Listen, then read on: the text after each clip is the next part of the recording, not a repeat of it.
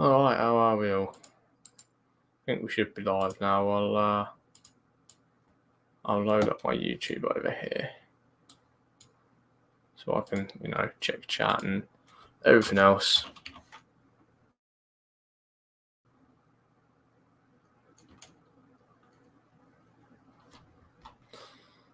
I know my headphones are kind of screwed up at the minute, so yeah, I need to put the link to the stream in here as well because anyone that's going to be welcome to join, whatever else. Like last time, John joined Faith and Faithful Servants of Christ, and that was a good discussion. Whether he's joining tonight or not, but we'll wait to see. But yeah, I uploaded a video, and today. So yeah, if you haven't seen that, it was talking about just sort of division in these, last days and whatever else. Both among the body of Christ and just in general being lumped into certain groups. How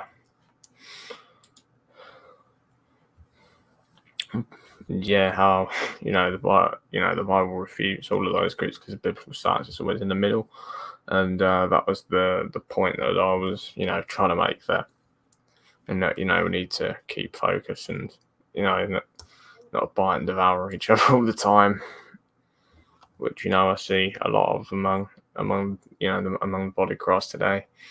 Obviously we need to warn against false doctrines, but false teachers, whatever else. But we're supposed to reprove them and expose them. But there's a difference between that and pretty much just throwing accusations against anyone, and taking, not necessarily even taking what I say out of context. So out of context, someone who's mixed up on something and just full on just accusing them of, saying something that they didn't mean, or they're mixed up on, or whatever else. Revoking people's salvation because of that. It's very weird. But seems to be something that's going on.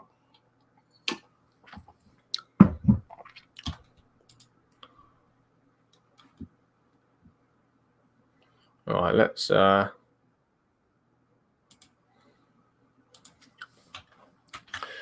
link to the stream is in the chat now. So yeah, anyone's welcome to join. What I'm probably going to do is do what I did last time, start just, by reading some Bible, whatever. I was in the middle of actually reading Numbers. So yeah, we could go back to that. If there's any specific chapter requests, or anyone who's there wants me to cover anything, I'm more than happy to.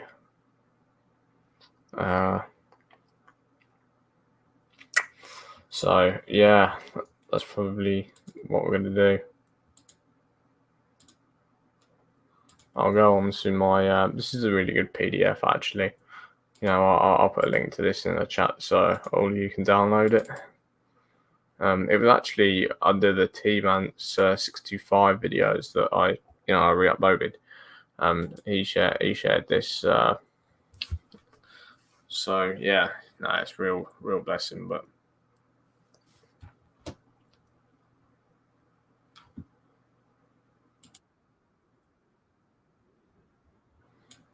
Yeah, but unfortunately, as you know, a lot of his videos got taken down, whatever else.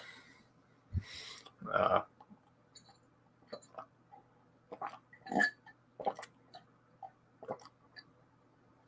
lot of his excuse me, right? A lot of his videos, and his entire channel got taken down. I think because the truth got too much attention. YouTube can't have the truth getting out. The devil's in YouTube. They don't want people to come to the knowledge of the truth and get saved. So yeah, it was probably that's probably why they removed it. And yeah, it's just sad that there's this much censorship of the truth in the last days, and the Bible talks about it, how Holiday will not come until the beer falling away first. Then the Man of Sin will be revealed. His will let until we take him out of the way. That's the verse at the post trib is always. They always cut that bit out of the verse because they don't like what the verse is actually saying in terms of we're withholding the Man of Sin, the Antichrist, from being revealed. When they shall say peace and safety, send destruction come upon them. That'd be an interesting discussion. My computer is pretty slow at the minute because I used to have 16 gigabytes of RAM, but it's now only got 4 in it because my RAM port's being really weird. I don't know what's going on there.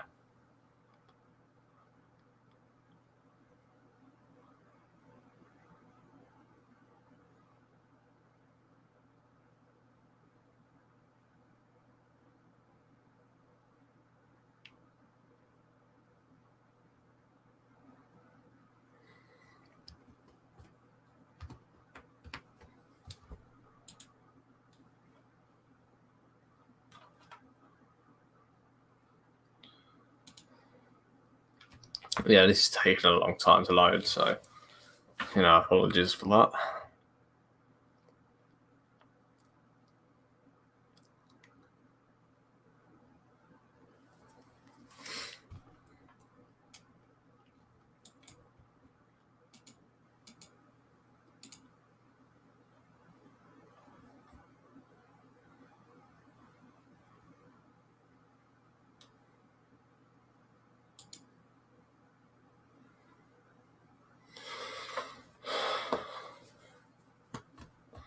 This is taking a long time.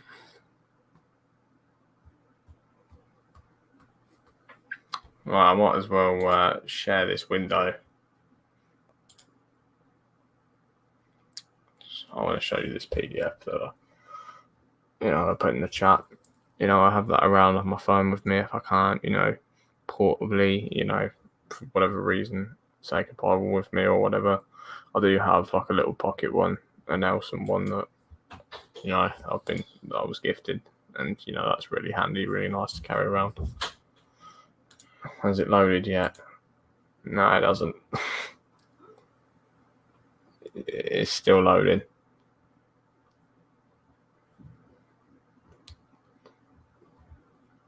It's still loading. Oh dear.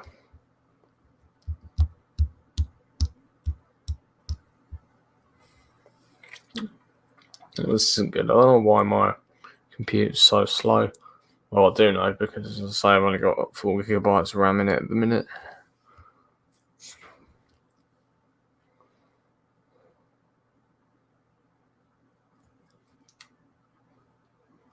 Yeah, Sunday night's probably a funny night to do a stream, to be fair. Saturday's probably easier for a lot of people, but not always for me. Yeah, a lot of people who work will have work tomorrow, so.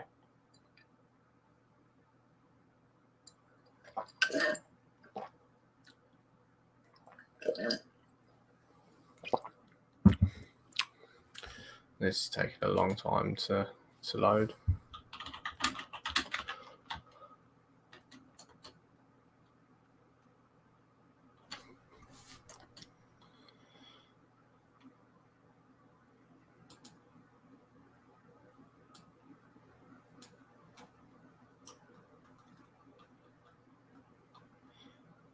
There we go. All right. It's loaded, but yeah, this is a pretty nice PDF. I'll go to where we actually were. The quick way to do this actually, Control F.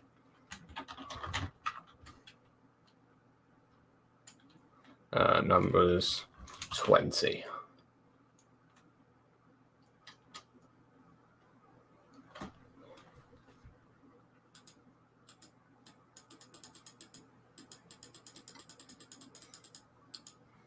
I will find the chapter.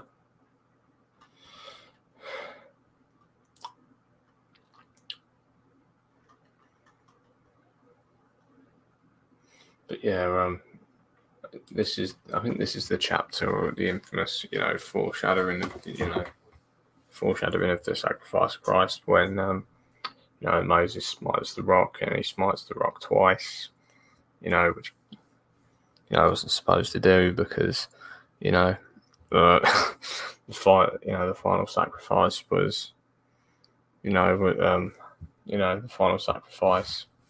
How do I word this? My brain's gone. The final sacrifice was, was done once, only once, and it's finished. It was one final sacrifice, which was, Jesus Christ on the cross, and that was it. That was it. That was the eternal life. Who provided for us the free gift of salvation. I'm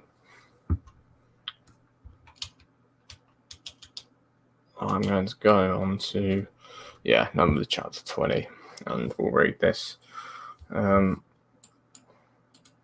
Then came the children of Israel, even to the whole congregation in the desert. So basically the context of this, I was just reading this, and this is just before the children of the house of Levi, rebelled against Moses and rebelled against the Lord, because and they were accusing Moses, they were accusing the Lord of leaving them in the wilderness to die, taking them out of Egypt. And there's this whole thing with the Jews wanting to go back to Egypt, and they were basically completely rejecting everything, everything that the law was given to them by Moses, whatever else, and they wanted to go back to Egypt. And so pretty much, the Lord used one of his, used Moses to, do one of his signs and wonders, as as they were done in the Old Testament, to prove that someone was a prophet of God, to the nation of Israel, and to cause an earthquake, and basically for all of them and all their possessions to get swallowed up in the earthquake. That's what's going on here. And basically there was a lot of Jews in the congregation who wicked, rejecting the Lord, rejecting the law that was given to them, by Moses. The Lord gave to Moses. And wanting to go back to Israel, and this all goes on into the book of Deuteronomy, but we'll continue reading anyway. In the whole congregation into the desert of Zin in the first month, and the people abode in Kadesh. And Miriam died there and was buried there, and there was no water for the congregation, and they gathered themselves against Moses and against Aaron. As you see, it's what I was just saying. And the people chose with Moses and spake, saying, "Would God that we died when our brethren died before the Lord. And why have we brought the congregation of the Lord into the wilderness, that we and our cattle should die there?" So as you say, it's the same accusations that bring them in the wilderness to die, and instead of what the Lord promised, that He would bring them into Israel, which was the land of milk and honey, land flowing with milk and honey. Let's continue. And wherefore have you made us to come up out of Egypt to bring us into this? This rings very true to today, especially with a lot of hatred for the nation of Israel and everything that's going on at the minute. There's mass hatred for the Jews, mass hatred for Israel, and whatever else. This is really made manifest. Calling Israel an evil place.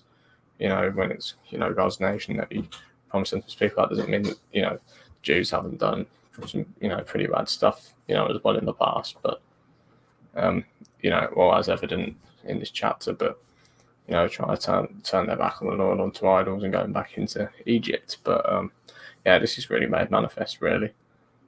It's amazing how the word just when you're reading it is worded, everything sort of just all links together, and it seems so relatable today. in the Lord into the wilderness, that we had our cattle should die there, and wherefore have you made us to come up out of Egypt to bring us into this evil place? Yeah, referring to God's nation as an evil place isn't going to go well, I don't think. It is no place of seed or of figs or of vines or of pomegranates, neither is there any water to drink.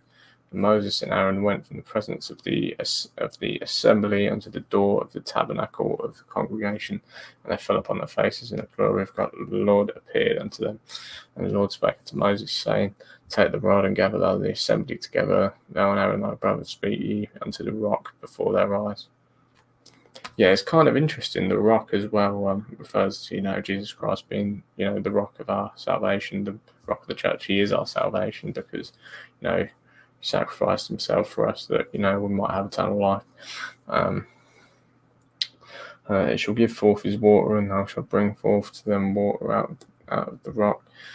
So thou shalt give the congregation and their beasts drink.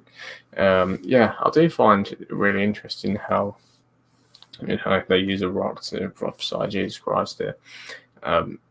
Even way back in, the Old Testament, this was around the time of Moses. So, you're talking a couple of thousand years, before Jesus Christ walked on the earth. And Moses took the rod from before the Lord as he commanded him. This is obviously the rod that, Moses carried and, used. The Lord used him, and gave him this, this rod for him to show signs and wonders to the Jews that, that they might believe him and as a prophet of the Lord. And Moses and Aaron gathered the congregation together before the rock, and he said unto them, Hear now, you rebels, must we fetch you water out of this rock? And Moses lifted up his hand, and with his rod he smote the rock twice, and the water came out abundantly. This is what I was talking about. And the congregation drank, and their beasts also. And the Lord spake to Moses and Aaron, Because ye believe me not, sanctify me in the eyes of the children of Israel. Therefore ye shall not bring the congregation into the land which I have given them. You see, pretty big. Can't bring them into the congregation, into the land which is given them, because he smote the rock twice. Let's read that back a second. Take the rod and gather thou the assembly together, thou and Aaron thy brother, speak ye unto the rock. Speak to the rock, and it shall give forth his water, and I shall bring forth to them water out. Basically said, pretty much what he was saying was, speak to the rock, smite the rock once. And that's similar to what happened with Christ. He committed one sacrifice, and that is it. It was finished. That was our, that was our, salvation there. That was the rock of our salvation there. And, it's pretty amazing that even this was written thousands of years before the witnesses of, Christ's crucifixion. And, this was still prophesied. The chances of that happening are like 1,000,000 to 1. So, people who try and call the Bible a book of fairy tales, whatever else, they're spiritually discerned because they're spiritually, what am I trying to say?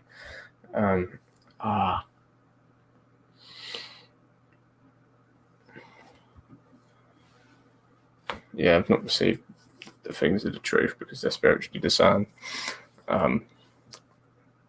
That's what I'm trying to say. I'm trying to make reference to a verse, but I can't think of it. Oh no. It's literally gone. Normally I can quote that verse like straight off the top of my head, but they don't receive the, knowledge of the truth because they're spiritually discerned. The lost can't see these things because they don't have the Holy Spirit of God to reveal this to them. And Moses lifted up his hand, and with his rod he smote the rock twice, and the water came out abundantly, and the congregation drank, and the beasts also. And Lord spake to Moses, because you believe me? Yeah, exactly. Yeah, it sort of goes into how we're, because you believe me not. It sort of all goes into how we're justified by faith.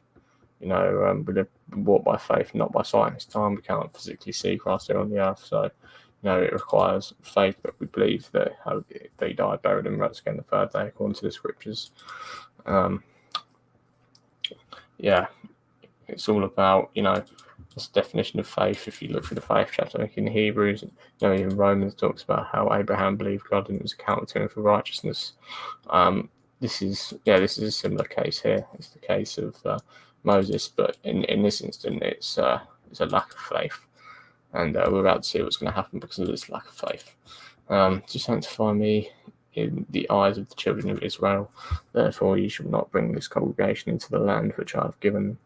This is the water of Meribah, because the children of Israel strove with the Lord, and he was sanctified in them. And Moses sent messengers from Kadesh unto the king of Edom, that saith, Thy brother Israel, thou knowest all the travail that has befallen us, how our fathers went down into Egypt, and we have dwelt in Egypt a long time. That's obviously talking about, Joseph when he was taken down into. Hi, Busy. How are you doing? How are you doing, man? So I'm just talking. I'm just there going through Numbers chapter 20 at the minute. I was in the middle of reading it actually, so I thought we'll go on live stream. I'll continue reading the rest of it. Anyone was welcome to join. I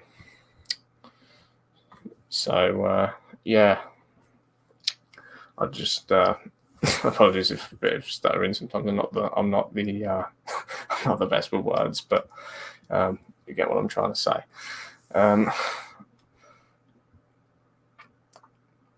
Because you believe not, sanctify me in the eyes of the children of Israel, therefore you shall not bring this congregation into the land which I have given.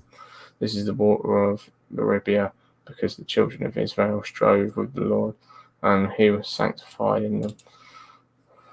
And Moses sent messengers from Kadesh unto the king of Edom, that saith, Thy brother Israel, thou knowest all the travail that have befallen us, how our fathers went down into Egypt, and we have dwelt in Egypt a long time, and the Egyptians vexed us and our fathers. So what I was saying about that was, that's obviously a reference to, the Israelites were in Egypt a long time and enslaved to the Pharaoh before the exodus out of Egypt. Obviously when Joseph was, was taken captive, because his brothers were jealous of him pretty much, and he was taken captive, taken as a slave to the Pharaoh, and you can go back and read all that at the end of Genesis.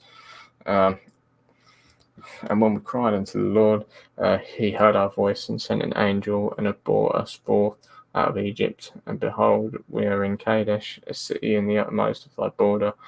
Let us pass, I pray thee, through thy country. We will not pass through the fields or through the vineyards, neither will we drink of the water of the wells. We will go by the king's highway. We will not turn to the right hand nor to the left until we have passed thy borders. And Edom said unto him, Thou shalt not pass by me, lest I come out against thee with the sword. And the children of Israel said unto him, We will go by the highway. If I and my cattle drink of thy water, then I will pay for it. I will only, without doing anything else, go through on my feet. And he said, Thou shalt not go through. And Edom came out against him with much people and with a strong hand. Thus Edom refused to give Israel passage through his border, and wherefore Israel turned away from him. And the children of Israel, even the whole congregation, journeyed from Kadesh and came unto Mount Hor. And the Lord spake unto Moses and Aaron in Mount Hor by the coast of the land of Edom, saying, Aaron shall be gathered unto his people. He shall not enter into the land which I have given unto the children of Israel, because you rebelled against my word at the water of Meribah.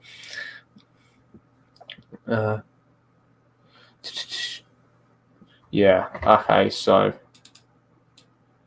Yeah, is that I'm pretty sure that's a reference to what we just read there about, disobedience over, the whole thing with the rock.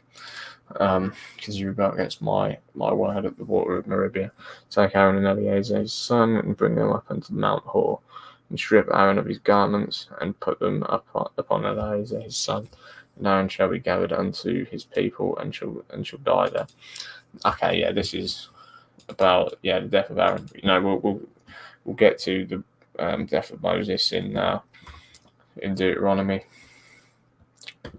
And Moses did as the Lord commanded, and they went up into the Mount Hor in the sight of all the congregation. And Moses stripped Aaron of his garments and put them upon Eleazar his son. And Aaron died there on the top of the mount, and Moses and Eleazar came down from the mount. And when all the congregation saw that Aaron was dead, they mourned for Aaron 30 days, even all the house of Israel.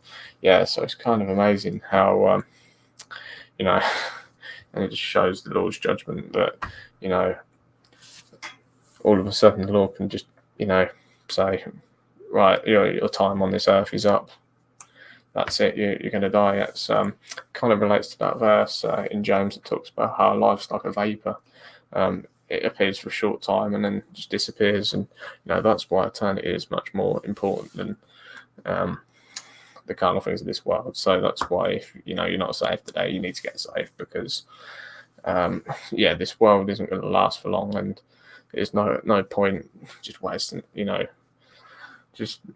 away in your sin for, forever. I mean, you are still going to sin after you get saved, but, that's given. But you will feel more of a conviction for that, and, the Lord will only let you get so far with that. And it's important to have assurance of, where you're going when you die, because as we read here, the Lord can decide that, your time's up at any point. Could be in 30 seconds, could be in 30 years. You just don't know. And, that's why salvation is so important. Right, we're going to chapter 21. When King Herod the Canaanite, which dwelt in the south, heard tell that Israel came by the way of the spies, then he fought against Israel and took some of them prisoners. And Israel vowed a vow unto the Lord and said, if thou wilt indeed deliver this people into my hand, then I will utterly destroy their cities. Yeah, there's a lot of this in the Old Testament that shows that, God is a God of judgment, and he did judge Israel very harshly for a lot of, the disobedience that they showed to him. And, that's why he is to be feared. And, that's why, when we're in the judgment seat of Christ, it's, referred to as the terror of the Lord, and we are going to be judged according to our works. Our works after salvation, of course. I'm not a work salvationist, so I try and take that out of context.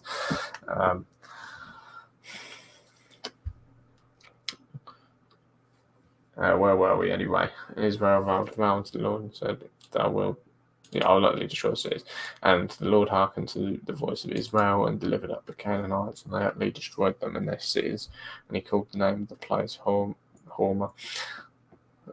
And they journeyed from Mount Hor by the way of the Red Sea to compass the land of Edom, and the soul of the people was much discouraged because of the way. The soul of the people.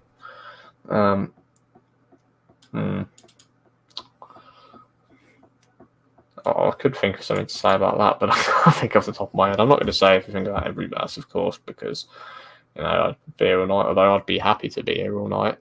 But I'd be happy to, to be on this live stream for as long as possible. But the more depth, the better. But well, I'm only going to interject when I have something to say. I'm just going to, let the Holy Spirit lead me. And all right, John. I think John's going to join the stream. We're going to discuss a range of topics, probably. This is how I wanted to start this video, at least. Anyway, But I'll bring John in.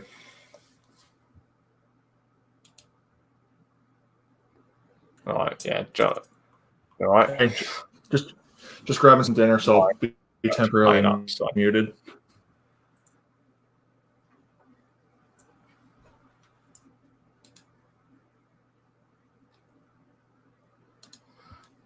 Yeah, I'll let me sort my right. There we go. That's better. I think. I think I can see if I can hear now.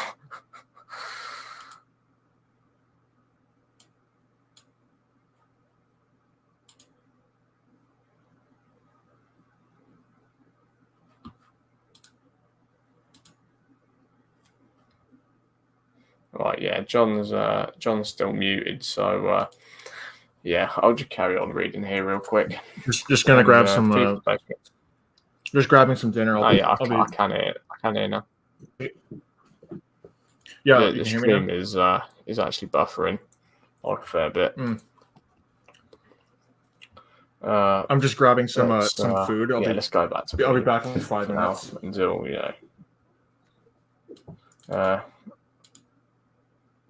until John unmutes. And the people spoke against God and against Moses. Wherefore have you brought us out of Egypt to die in the wilderness? For there is no bread, neither is there any water, and our soul loaves this light bread. There's a lot of references to souls here. Obviously, one of the three parts of God, one of the three parts of anchors were made in the image of God. So, yeah, that's interesting. And the Lord sent fiery serpents among the people, and they bit the people, and much of Israel died. Yeah, you see that this is another form of judgment. After we saw the earthquake with the people wanting to go back into Egypt, and they were rejected, rising up against Moses. They were killed in an earthquake, and a disease killed a lot of people in Israel. Part of the Lord's judgment, and it just shows that. You can hear me now. God of harsh judgment. Am I working now? All right. My headphones have been really weird. Oh, there we go. I can hear you now. Okay. Yeah, I was just listening in on the whole thing. It's actually really interesting how many times Israel turns against God. And I know. How many times? Well, I mean, I was writing down some of the verses. It's pretty much almost every book of the prophet, almost every books read by the prophets. Has at least one instance of Israel. Yeah, Israel going to idols and Numbers and Numbers. And it's every time. It's every time God shows them mercy when He really had every right to judge them. So it's kind of interesting how he loved his people as you see, he put through a lot of harsh judgment, but he did have a lot of love for his people, and that all ties into Romans 11 in the New Testament. And what I find most is it's written thousands of years before the New Testament was written, and it all still links together. So the people all still sit there and call it a book of fairy tales or whatever else they'll call it. Yeah. Well, I mean, there are so many times where Israel would promise God, not turn, and then hardly time goes by before they turn against him again. Yeah, and it's God at that point would have had every right to pour out judgment upon them, but he doesn't. He still shows them mercy. It's kind of almost a foreshadowing of salvation, really, because it's we all deserve hell, but we're showing mercy. Yeah, we all deserve hell, and we let God down all the time because of our sinful flesh, and we sin all the time. Yeah, but, he still shows grace and mercy on where he goes down the cross. Unless you're a Calvinist, because then you can just say God,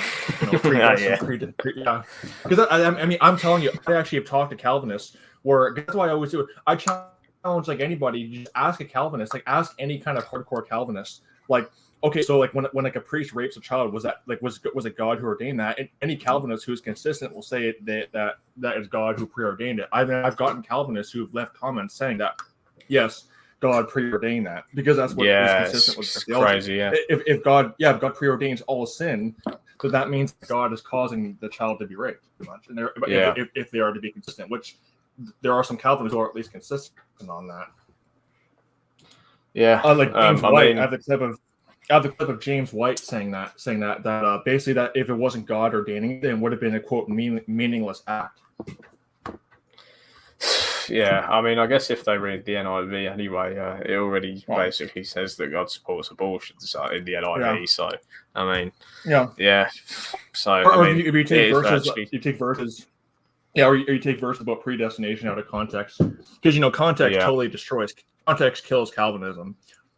Context is the foundation of everything wrong with Calvinism, because every verse they have is ripped out of context. Well, yeah, it's basically Catholic exegesis, but just That's all that is. Yeah, it's no different than what the Catholics do. The Bible with a big commitment to their theology, and the verses must fit with their theology instead of the verses telling them what to believe. That's they already have an agenda that they have to fit the scriptures into, rather than reading the scriptures first before they actually form belief. Yeah. So that's what the Catholics do, is that the Catholics will have these like handful of verses, and the entire Bible revolves around these like select few verses. I refer to it ignore the rest of it.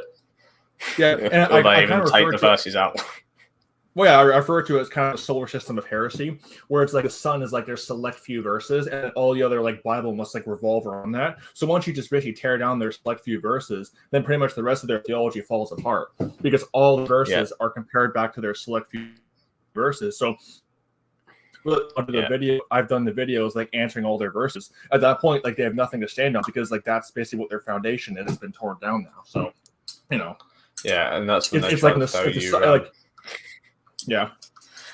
they tried to tell you that the scriptures that you quoted at them weren't actually relevant or something. Yeah. Or what they'll tell you, what they'll usually resort to is, oh, you just don't understand. Like when I say that, like, oh, because the ones who are consistent will actually admit that, yeah, God causes all sin. And I wrote blog posts showing like historic, basically like historical Calvinist writers and theologians like all saying that God causes sin. In fact, Calvinists who deny that are actually the ones who don't understand Calvinism, because like John Calvin himself taught that, like all the famous Calvinist preachers taught that, and I have the writings proving that. So they'll say, oh, you just don't understand Calvinism. Well, if they're saying that Calvinism doesn't teach that, it's actually they who don't. It's actually them are the ones who don't understand Calvinism. I understand Calvinism. It's the same as Eddie Foles group. They always say that you didn't actually properly understand what they teach or whatever else. That's always. I mean, Catholics do the exact same thing. You can answer. Atheists do the same. Yeah. You didn't actually understand atheism, which I mean, I didn't think there was anything that you were supposed to have to understand about atheism, because I thought it was supposed to be. Yeah, I mean, that's a funny thing. I get that a lot. Rational mind or whatever. Yeah, what's funny, I had an atheist do a live stream attacking me about a year ago, where it was a video where I was like talking about how I'm a former atheist, and then like he was saying, oh, you just didn't really understand atheism. Wait a minute, if atheism is just not believing in a God, what is there to not understand? I just don't have to believe in a God, right? I mean, if I didn't believe in a God, I would be an atheist by dictionary definition. And I mean, it's funny how it's like, oh, it's not, atheism isn't a religion, but yet they use religious talking points like, oh, you didn't understand atheism. How what's there to not understand about just not believing in a God? Yeah. I mean, yeah. Well, and Hindu and everyone else always say the same. Even like the New Age people, like, oh, you didn't understand the New Age thing properly, and it was only dangerous because you were doing it wrong or something like that. It's far more plausible just to admit that the New Age is satanic and open you up to all sorts of devil harassment, whatever else. Well, that's why it's always good to just show them their own writings. I mean, like when Calvinism, I just like to show them, like whenever they say, "Oh, you don't understand Calvinism," I'll just send them my blog post where I quote their own theologians, like admitting that, like basically, like I basically say, like, here's John Calvin himself teaching it. So I guess John Calvin doesn't understand his own theology apparently that he made up, and it's like at that point they really. Whenever I do that, usually I don't get any response because there's nothing to respond. They can't even say I don't understand it because this is their own right. This is their own theologian that they love to point to all the time. Yeah, it's like James, when you respond with the science to atheists and they don't like the science. So exactly. You show them. What's funny because like Richard Dawkins came out like against the whole transgender thing, and now he's like basically now the bane of a lot of these liberal atheists. When he was once like their biggest hero, because all of a sudden he doesn't agree with them. And all of a sudden now it's like I mean, Like apparently he was blacklisted by the British Humanist Association because he said that like basically transgenderism has no basis in science, and he's absolutely right. He's right. I mean, a broken clock is right twice a day. J.K. Rowling said the same, yeah. Yeah, I mean, and funny because like she's like not even like a right winger. She's basically just a feminist who basically just doesn't think that men who dress up like girls are basically actual women. That's pretty much what a TERF is. And they're right. I mean, a broken clock is right twice a day. Just because you put on a dress doesn't make you a girl. No, like Westcott and Hort when they did the revised version in the 1800s, they used to cross dress and stuff, didn't they? Yeah. Or it's kind of funny too how it's like King James was it's like they always have to like bring up something. It's like let's say that King James, for example, was a homosexual. Oh yeah, or he was a Freemason. Bring up that. One of the translators was a Freemason or something like that. They tried bring stuff up like that, don't they? Well, I mean, their argument. Yeah, because I mean, it kind of shows their ignorance of the fact that God can still use evil. Like, let's just say that was true for a second. Well, and God has a very consistent record of using evil people to do His will. I mean, yeah, like the king of Babylon, the Pharaoh in Egypt. There's multiple examples that you can go through where he's wicked people to do His will. Even what was the whole thing with Esau, Jacob? I loved Esau, I hated. He even used I can't remember. Didn't Jacob go to his dad and get the inheritance of Israel from him instead of Esau? Because Jacob, Isaac wanted Jacob to get inheritance of the land. He wanted Esau to get inheritance of the land of Israel, but God wanted Jacob to have it instead. So, yeah. Well, I mean, there are times where I personally think that God will. I mean, some people it's not very popular to say, but I think that some of these Muslim terrorist attacks on France it could be the judgment from God. Yeah. When you look at how wicked France, I mean, it's the same nation. Well, I think that's the case with a lot of the essentially West. A lot of the West. I think some cases like these Muslim terrorist groups are just basically pawns. Yeah, like the God mass immigration judgment upon is a punishment. Because I mean, think about it like this, okay? Think about it like this: France, like basically, incest is actually legal in France. You know what I mean? That's the kind of nation France is. It's legal there.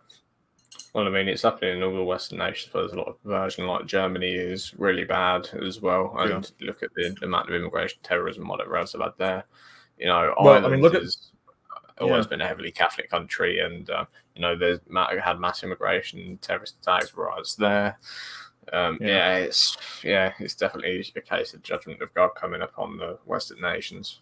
Yeah. Well, I mean, filthy places like the Netherlands. At one point, they had the age of consent was only 12 years old at one point. So that's not different to a lot of countries in the Middle East, then, really, is it? So. No. Well, I mean, the Netherlands has essentially de facto. I mean, it's legal, but it's regulated. But it's basically legalized prostitution. They have legalized incest over there too, and I'm pretty sure in a matter of time, bestiality will become legal there too. So I mean, I would not be surprised if some of these Muslim attacks are just basically a judgment of God upon essentially this like perverted nation. I mean it's yeah. I mean, isn't that kind of weird? I mean, I just need to say this too. Of course, I have to kind of censor it a bit for YouTube, but like. The atheists who want to deny the fact that the sodomite thing is connected with, being with children. Isn't it kind of interesting how every single society throughout human history that had open, widespread acceptance of gay acts also had widespread child prostitution as well. You'll see that as a consistent theme.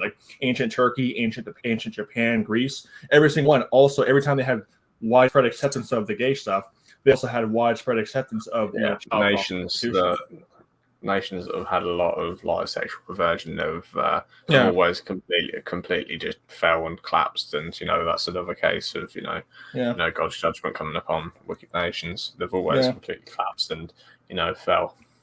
Yeah, well, it's kind of funny too because how everyone says that Islam is homophobic. I honestly hate that word. It's kind of I even hate it when I hear it's a made up word anyway. Well, and what's even worse is when I hear conservatives using that term. It's like weird. But I mean, as an attack against Like, but the thing is that people don't realize that like prior to like the 1700s, homosexuality was actually very widespread in the Muslim world. I have a blog post about Yeah, that. you where I had a showed, load like, of writings about, yeah, a variety of European travelers going to these Muslim nations and people basically took as expressing like slaves horror. because white people didn't Well, yeah. start slavery.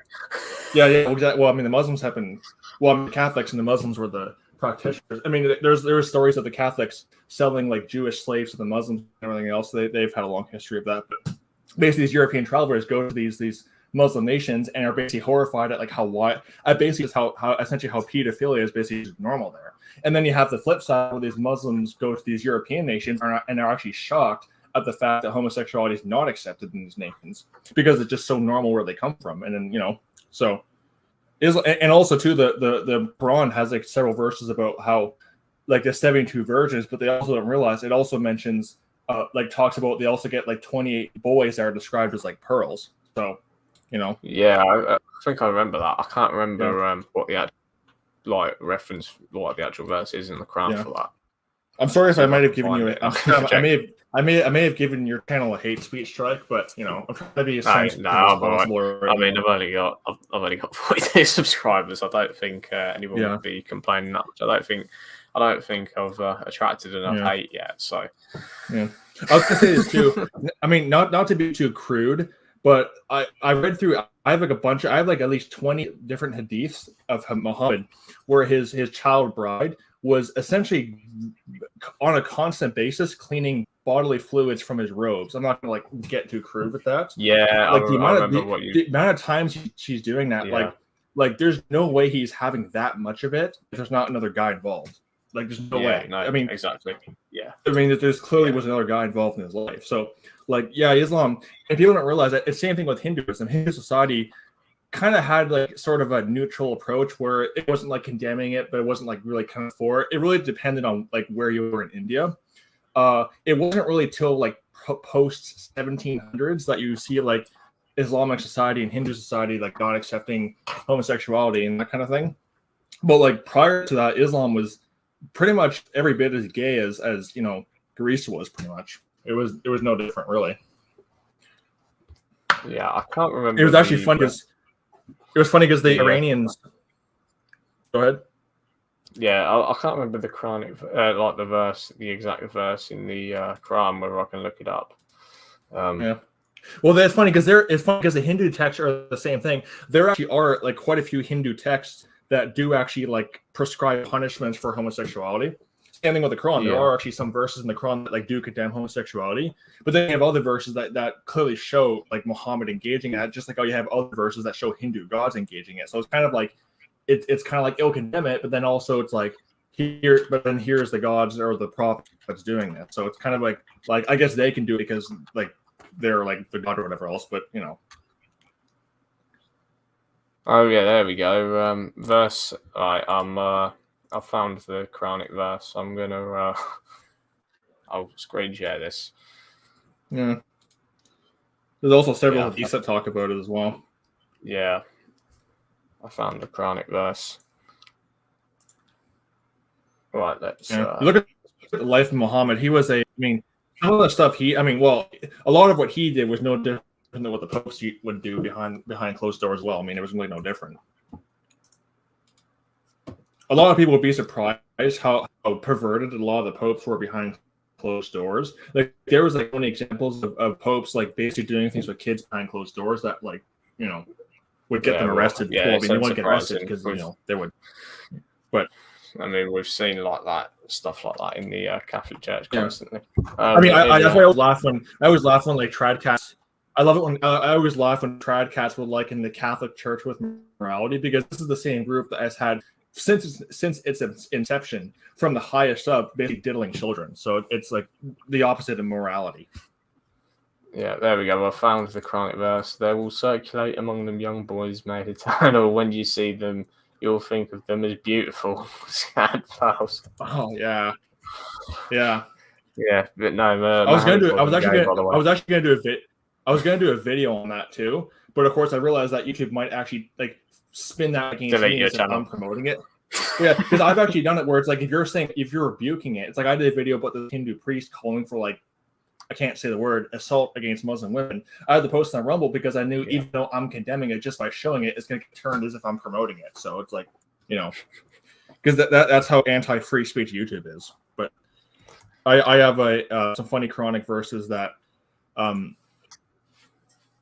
really, I mean, I have a document actually about like kind of some of the stuff the Quran says, and here's some of the fun stuff that Muhammad was into.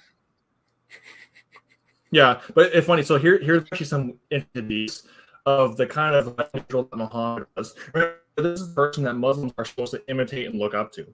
So first of all, in one of the hadith, it's I can't even say it. It's Bukhari 18360.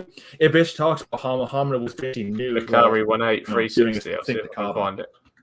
I think it's, I'm not going to put it in the chat. I'll just put the thing in the chat. But, it basically talks about how he was totally fully nude while he was doing his thing at the Kaaba, like totally naked. So that was kind of, I guess, there also was there's some hadiths that talk about.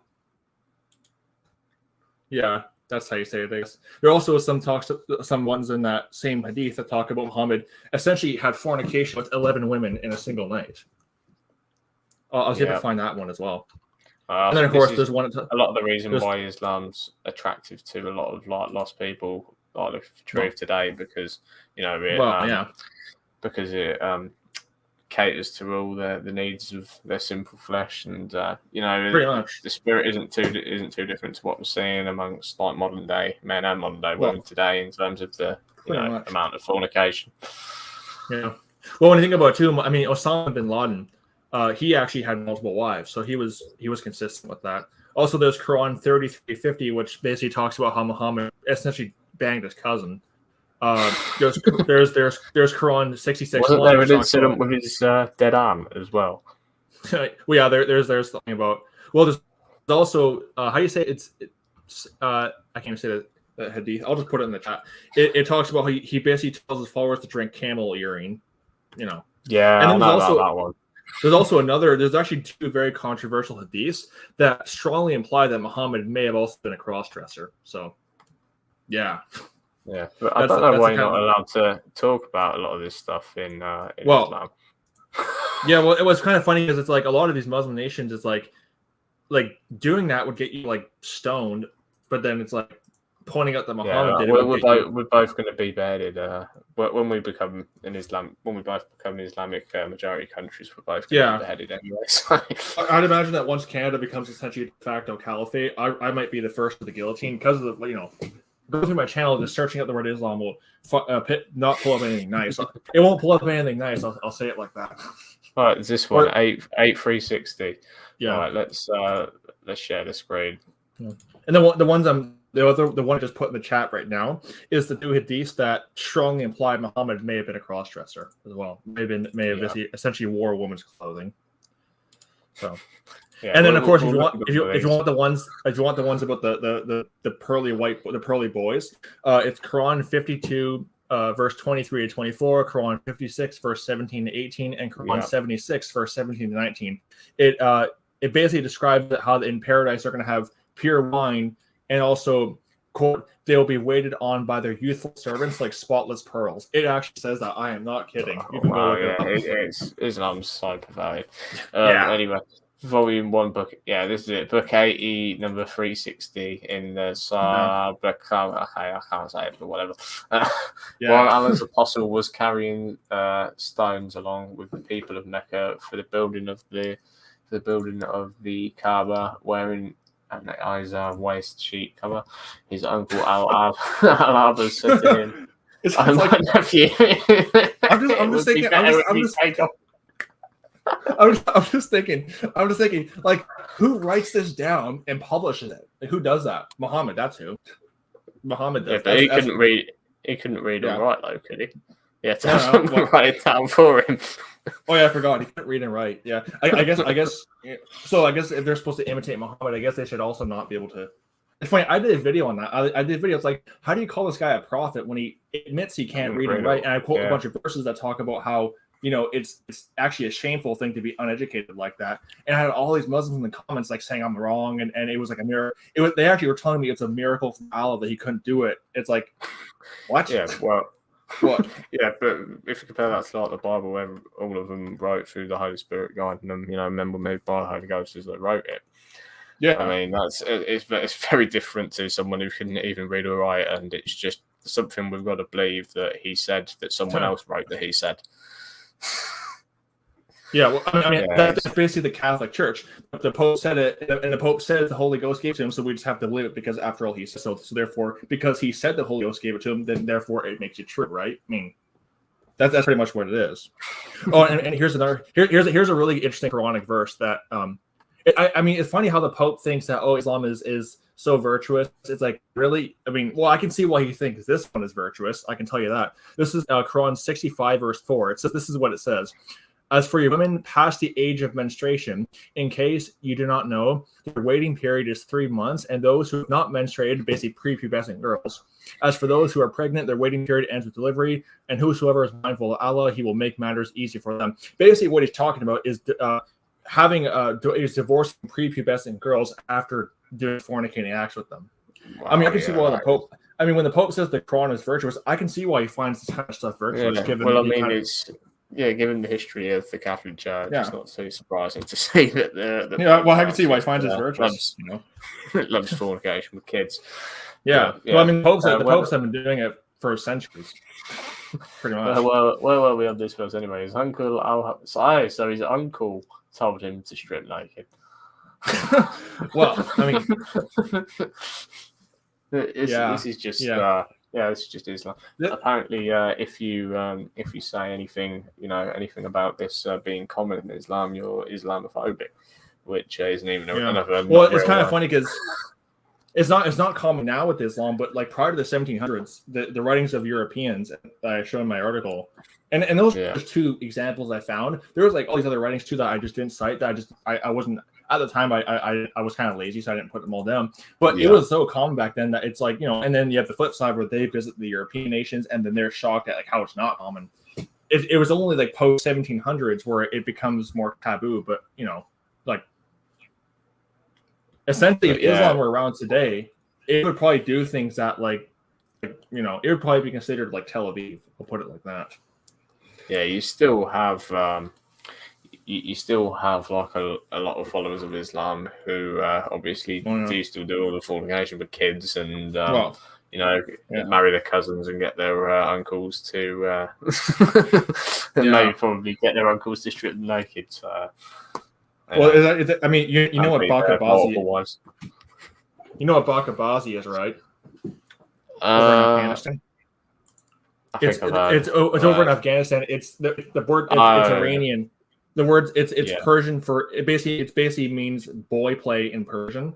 It's basically where what it essentially means is it's not officially an Islamic practice, but it was very common when Iran and Afghanistan became Islamized. Was basically elderly adult Muslim men would basically would have a preteen boy prostitutes basically dance for them. That was what it was.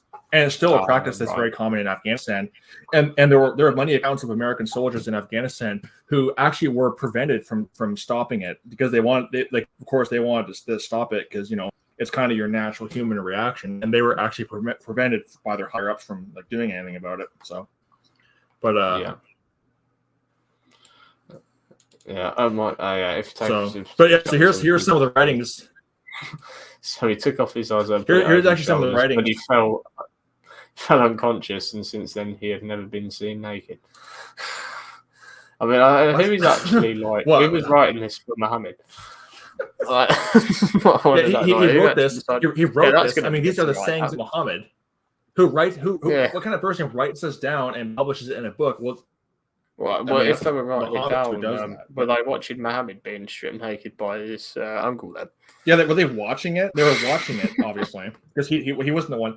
But okay, so here's writings from some of these Europeans who were in these Muslim nations. This is from an Englishman named Joseph Pitts, who was sold into slavery in 1678. This is what he writes about what he saw in Algeria. He says, quote, "The horrible sin of sodomy is far from being punished amongst them. It is part of their ordinary discourse to boast about the detestable acts of that kind which is common for men to fall in love with boys." And over here, basically saying like over in England, it's common for basically a man and a woman to get together. He's saying over in this other nation, yeah, essentially over in this other nation, it's basically common for men and boys to get together. He's saying it's just basically common discourse. It's funny how it's gone. It's literally the other way around now. Yeah, it's the other way around now it's Islam is we got to protect the queers against the homophobic migrants, you know, and it's funny too because here's also a French traveler who was in Egypt in 1777. This is what he wrote about what he saw. Quote, "The passion contrary to nature, the inconceivable appetite which dishonored the Greeks and the Persians of antiquity, constitute the delight to, or to use as a juster term, the infamy of the Egyptians." Basically, the fact that ancient Egypt was rife with it. Basically, talks about how they were into other dudes.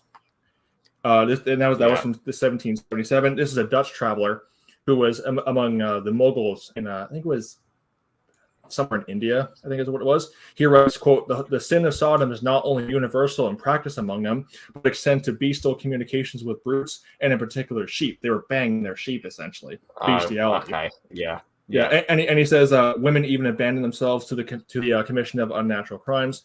And he was saying it was just basically common practice as Dutch traveler. So, I mean, so not only was basically pedo, even bestiality was common for them. It was just regular practice for them. We see a lot of this, all throughout history. For the Old Testament, as we were talking about, people. Well, not even just like Jewish people, but people in the land of Israel in general doing a lot of wicked stuff like that. Like I think of the Canaanites in the Battle of Jericho, and the atheists love to pull that one up to prove how cruel God was in the Old Testament, and stuff like that. But no, his judgment was just to pretty much wipe out the Canaanites because they were just complete degenerates and perverts who were murdering and killing babies and basically sacrificing them to Moloch. And it's actually funny because the kids.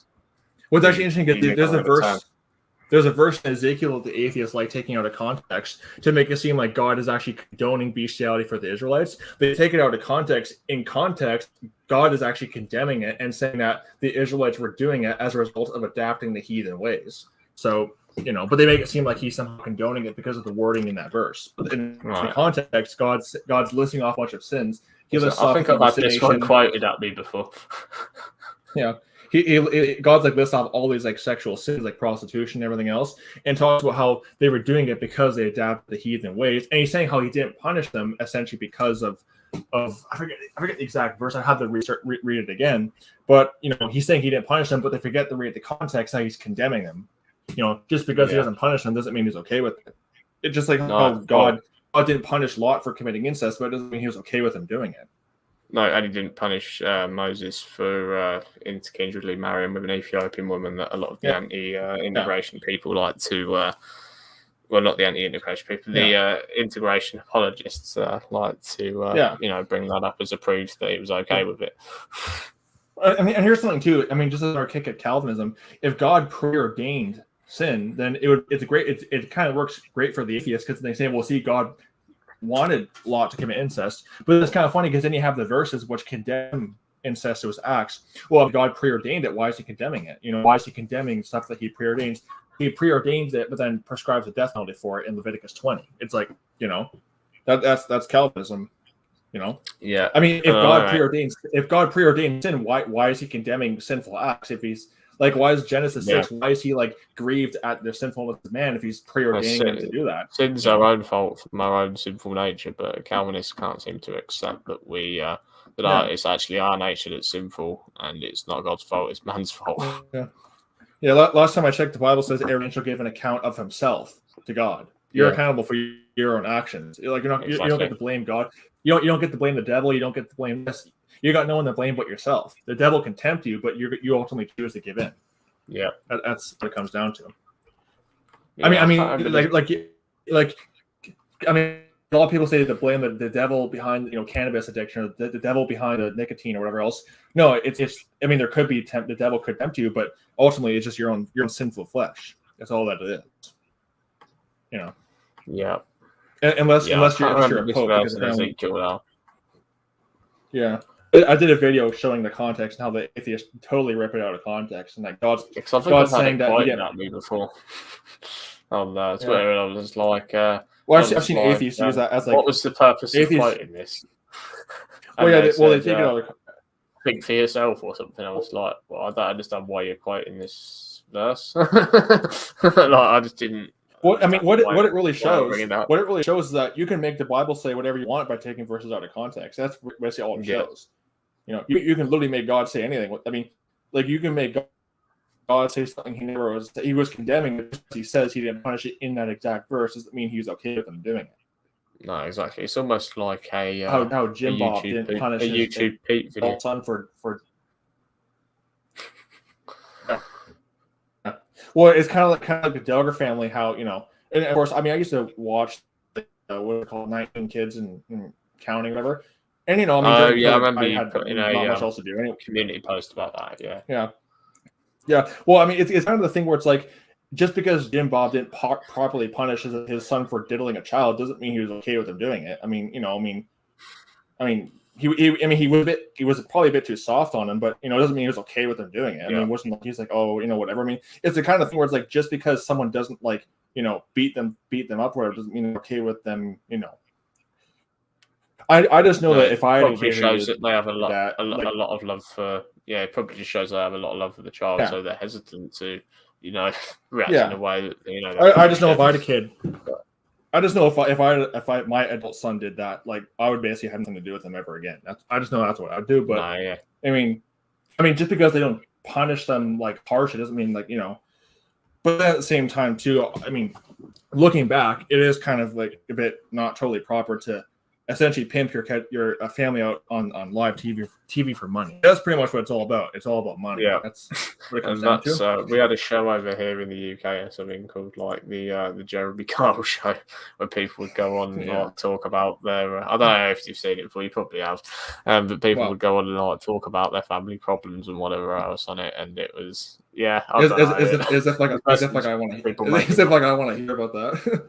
But I mean, it's the kind of thing where it's like, okay, your kid, had some bad day. Okay, like that's your problem, Yeah, but I mean, it's the kind of thing where it's like my kid stole £500 from me or something like that. Oh, I want it back. I want a lie detector done or something. That's basically what the program was. Yeah, I mean, I even wrote in my post that like having like kids are a blessing from God. They're not some kind of ticket for fame and money. That's what it comes down to. I mean, if you're having a lot of kids and then blasting all of the internet, I've looked how many kids I have, that kind of whole thing.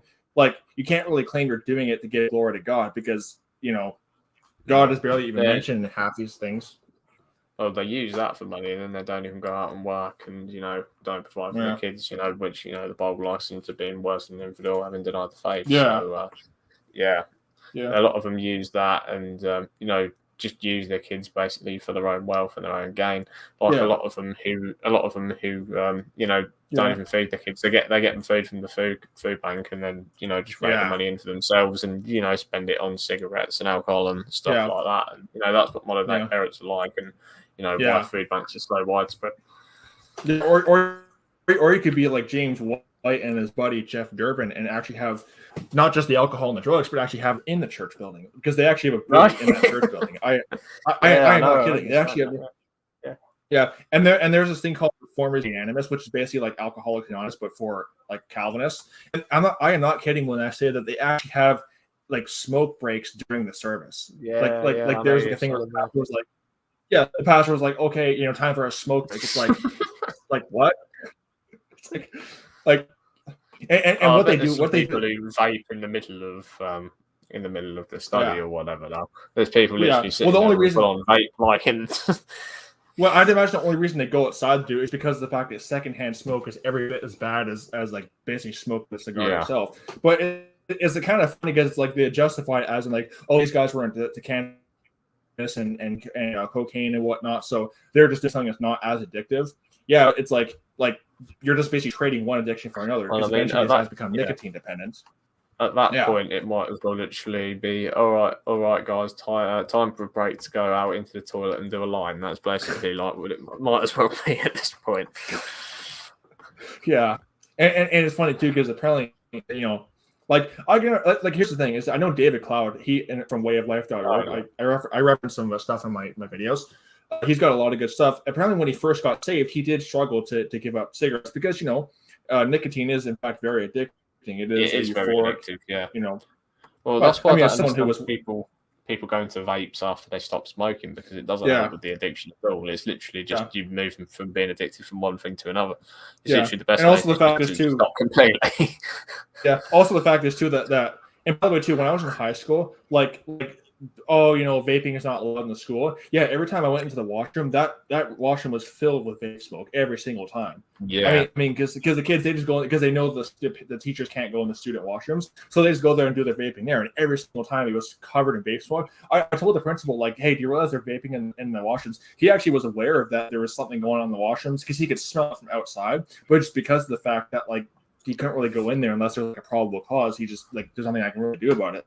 So yeah, I don't know if you've been in anyone's house, when they're like a heavy smoker in their house, just like stinks of cigarette smoke. Yeah, yeah, really, really bad. Yeah, you even get that with people. You even get it with people that smoke so much in their house that they have like nicotine running off the walls and all on the curtains are all going yellow and everything like that. Well, actually, I know somebody who basically are very heavy smokers and their whole house smells like cigarette smoke. And actually, one of them had a heart attack a couple while back. Yeah, it's and that's the thing too is that you could still buy our product.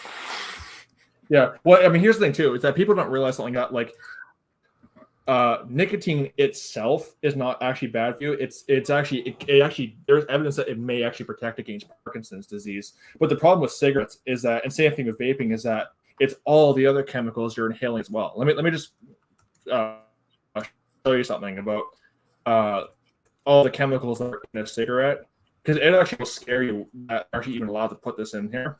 And what's even funnier too is the fact that the cigarette packages actually have labels at the back that warn you, this is what it does. Show a picture of somebody who has a tube in their lung or whatever else, and it's it could do this to you, but buy it anyway. As long as we get our money, then it doesn't matter. It's like yeah. Well, I saw one funny ad, and I thought it was maybe just satire. It actually was dead serious. It said side effects may include lung cancer, liver disease, everything else. I thought it was just satirical. It actually was like a cigarette ad saying that this is some of the side effects of it. That whole thing. But let me read some of the ingredients of what smokers are basically inhaling every time they have it. And it will scare you that that the companies are even able to get away with this. Let me just pull this thing up. This thing pull up. One sec. I mean, it is a big business, so I can see why. Plus, a lot of like the whole war on drugs thing was not a war on drugs. It was the CIA's war on the competition from Central America. That's what it was. Yeah, because if they really were want to have a war on drugs, it's easier to get hold of. It's easier to get hold of drugs than it is cigarettes now. There's a lot of people just. Well, I mean, think about caffeine. Yeah. Well, I mean, think about people have coffee every morning. Like caffeine, by the FDA standards, is actually a drug because how it functions. Yeah. And it is actually classified as an addictive drug. Well, because of the fact that first of all, it has all the standards. Your brain can develop a tolerance to caffeine, just like it can develop tolerance to cocaine or whatever else. The fact that you can have caffeine withdrawals, that is actually a medically diagnosed thing, and also the fact that it can become addictive and everything else, and it can have side effects. Caffeine is medically considered a drug. It just happens to be illegal. Oh, okay, I finally found it. So here, this is what cigarette smokers are basically inhaling every time they have a cigarette. So check this out. So these are the chemicals: lighter fluid, battery fumes, candle wax. Talks about sewer gas, vinegar, rocket fuel, toilet cleaner, insecticide. Yeah, well, yeah, they have industrial, some kind of industrial tar or whatever else, barbecue lighters, and they have candle wax, which is stearic acid, and then of course they have nicotine. But that's basically what you're inhaling every time you have a cigarette. Yeah, I mean, I don't know why anyone would want to inhale that into the body about 60 times a day. But yeah, and that's the problem with nicotine too. Is that like basically it's like it goes from what I mean. The reason why you cough after your first smoke is because your body knows poison when it comes in. That's what happens. And your body's like natural protection mechanism is kicking in by having you cough out that poison. You know, that's what goes. It's like same thing when a drinker, vomits out alcohol because your body knows poison when it comes down. Yeah, exactly. Yeah. Well, at least I've never But here, alcohol, so that's good. Yeah, I had it once. I had it once, and I've vaped I think twice, but yeah, when I was like, I think it may actually. I think I may be alcoholic intolerant or allergic to it because of the fact that every time I had a little bit of it, I had this weird like burning sensation on my tongue that like had to turn into like a white fungus. And every time I had alcohol, so I looked into it, and it's possible that I may be allergic to alcohol. So even if I wanted to have it, I couldn't. So how strong was it anyway? It was just like half of one glass, and every time I had like just a very small amount. Because I don't even know. And it was like what sort? Do you know what sort of percentage it was? Was it like high percentage or? It was not even like really high percentage. It was like maybe very mild. It just had very mild percentage. Yeah. And it wasn't even like a full glass. It was just like had me half of a glass, and every time it happened, I had this weird burning fungus type sensation on my tongue. So it's like I was convinced that I probably have some kind of weird allergy or some kind of like alcoholic intolerance or whatever. Yeah. But it just tastes disgusting to me if I've tasted any of it now. Yeah, me personally, I can't. Even though I wouldn't be able to. Yeah, well, even I can't say I wouldn't really want to anyway. So yeah. Yeah, I mean, it's kind of funny because it's like the smoking companies themselves tell you how to add like this is what it does to your lungs, this is what it does to your brain, this is what like one of the packages I saw had like a picture of a guy that had like a breathing tube through his lung because he basically destroyed his lung, so he had to have like a breathing tube or whatever else, and so it says effects of smoking on the body: raises overall cancer risk almost anywhere in the body, mental health problems, vision changes or loss, increases risk of heart attack and heart failure, increases stroke risk, increases pistoiasis risk, never heard of that, increases risk of type 2 diabetes, increases bone decay, fertility problems, delayed wound healing, irreversible lung damage, increased risk of chronic lung. Increased gum. Increased gum disease risk. Talks about how it raises the risk of tumors and everything else, brain aneurysms. I mean, on and on it goes.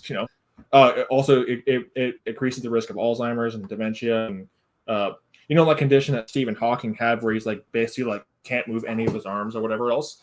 It also increases the risk of that as well. Hernias. What else is there? Talks about like it can cause blood vessel cancer. I mean, but because it makes you feel good, it's worth it. Apparently. If it feels good, then it is good. Do what that will should be the whole rule. Yeah, I mean, if it sure does make you feel happy for a while, then it's actually funny too because whatever makes you happy. Yeah. Whatever makes you happy. Never mind the fact that it may just come with it makes you happy. It may just happen to come at the cost of every internal organ in your body, though. Yeah. It may you just won't be very happy in 20 years. Yeah. You won't be very happy when you're basically having Alzheimer's and bound to a wheelchair. You won't be happy at that point. No. I mean, like when you have Alzheimer's and you can't walk, you basically forget all the time and everything else. I mean, basically when you're like Joe Biden. Hope it was worth it. Joe Biden. Well, I mean, when you can't, to be honest, you can't. You fall. You actually fall up the stairs. He's the guy that falls up the stairs. I mean, like, and that's the thing too about my grandfather had Alzheimer's and falls are very. The reason why they're very common is because of the fact that it's a neurological disorder. I can speak from experience because autism is also a neurological disorder. So I do have a bit of physical impairments every now and then. But with Alzheimer's, it's progressive. So it gets like worse and worse over time.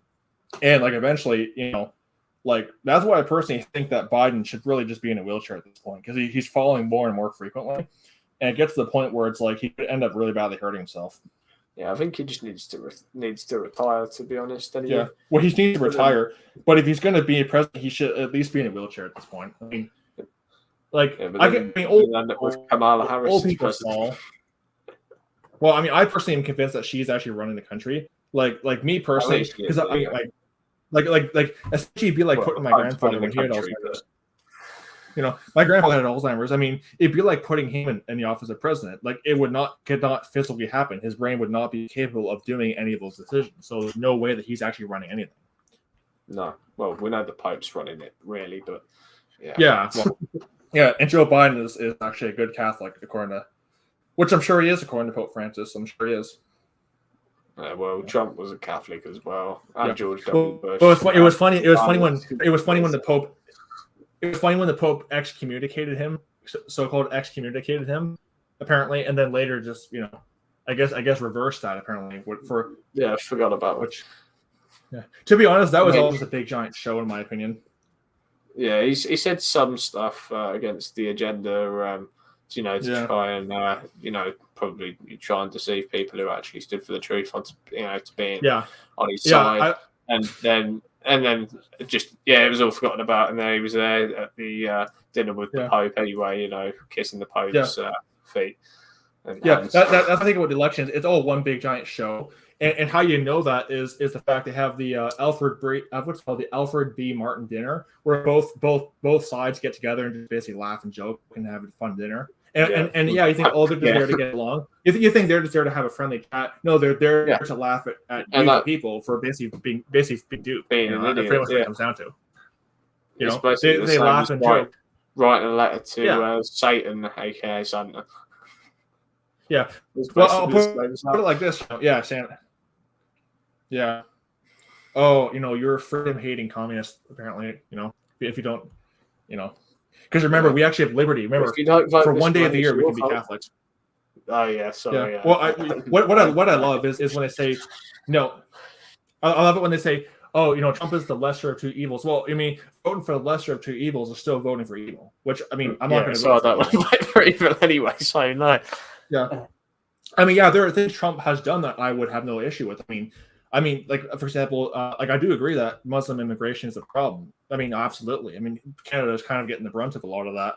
I mean, and our politicians are not dealing with it at all because they don't. I mean, here's the problem with these politicians. They don't have to really worry about it because of the fact that they're in a gated community. They have armed guards. So they don't really have to deal with a lot of that kind of stuff.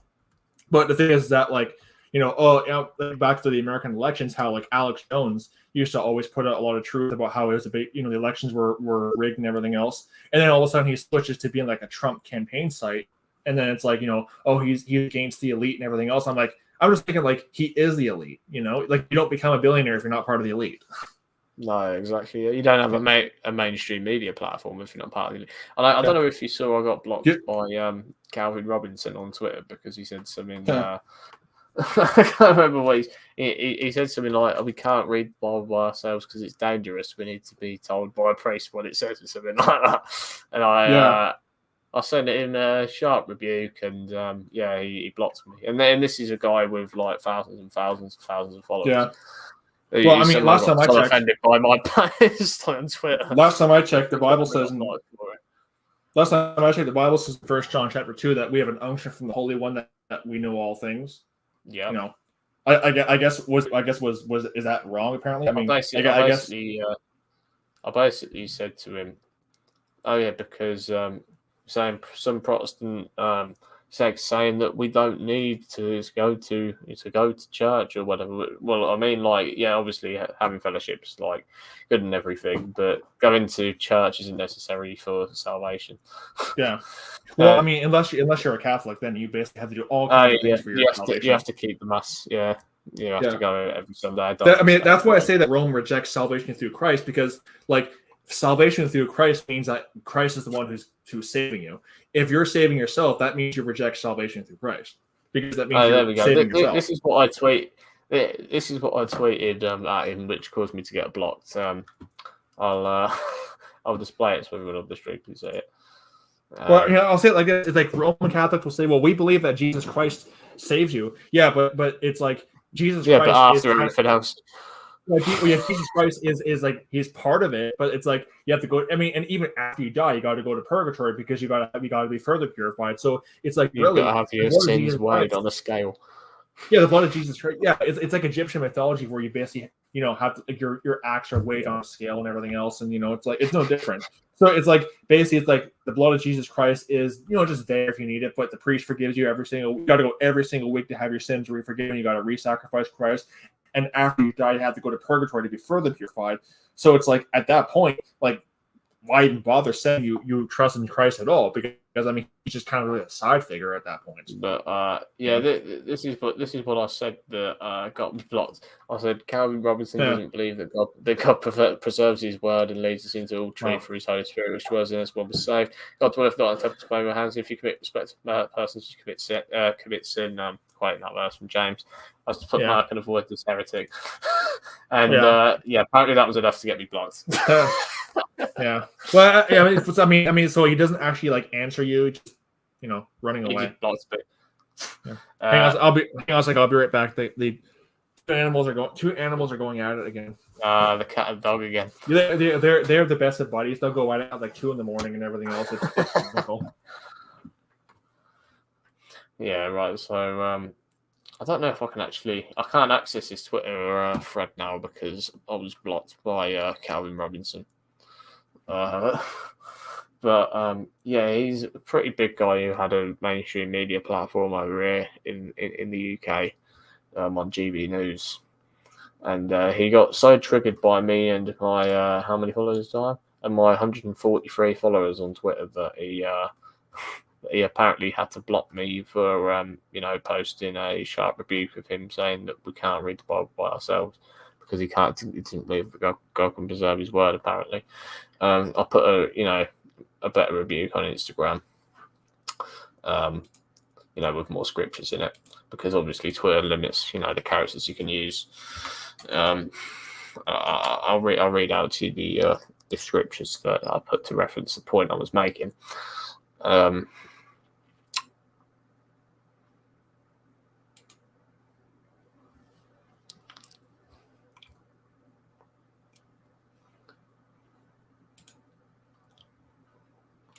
All right, let's find the scriptures that I put in.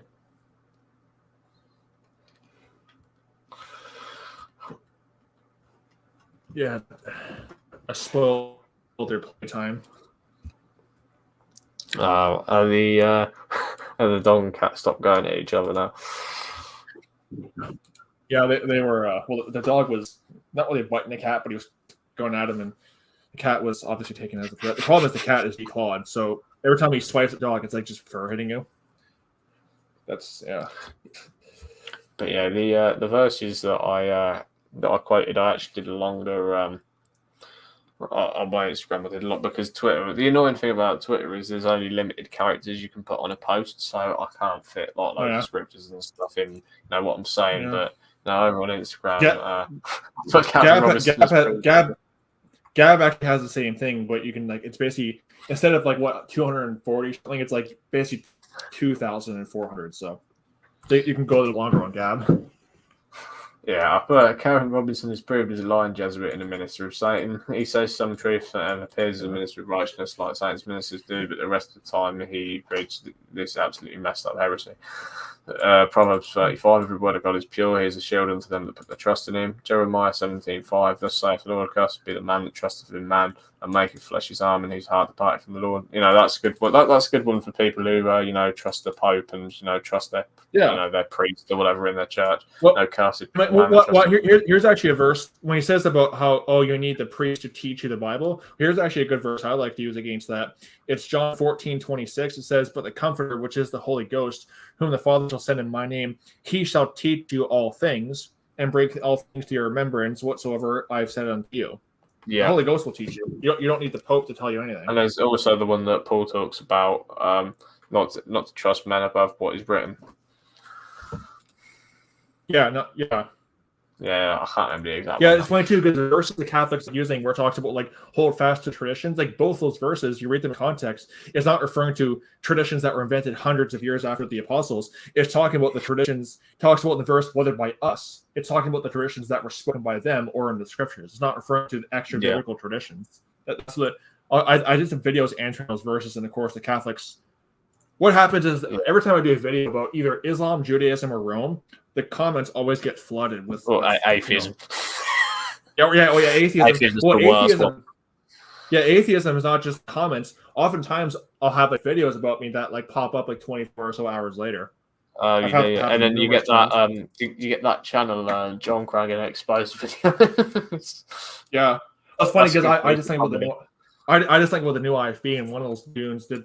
Apparently, what he did was it was Instagram, a bunch of Instagram stories he made about me, which I actually answered about a year prior, and he just uploads them to YouTube. Yeah, because you've got it as well. You're a heretic. You deny the Trinity, so you know. Yeah. What's funny? I did a video because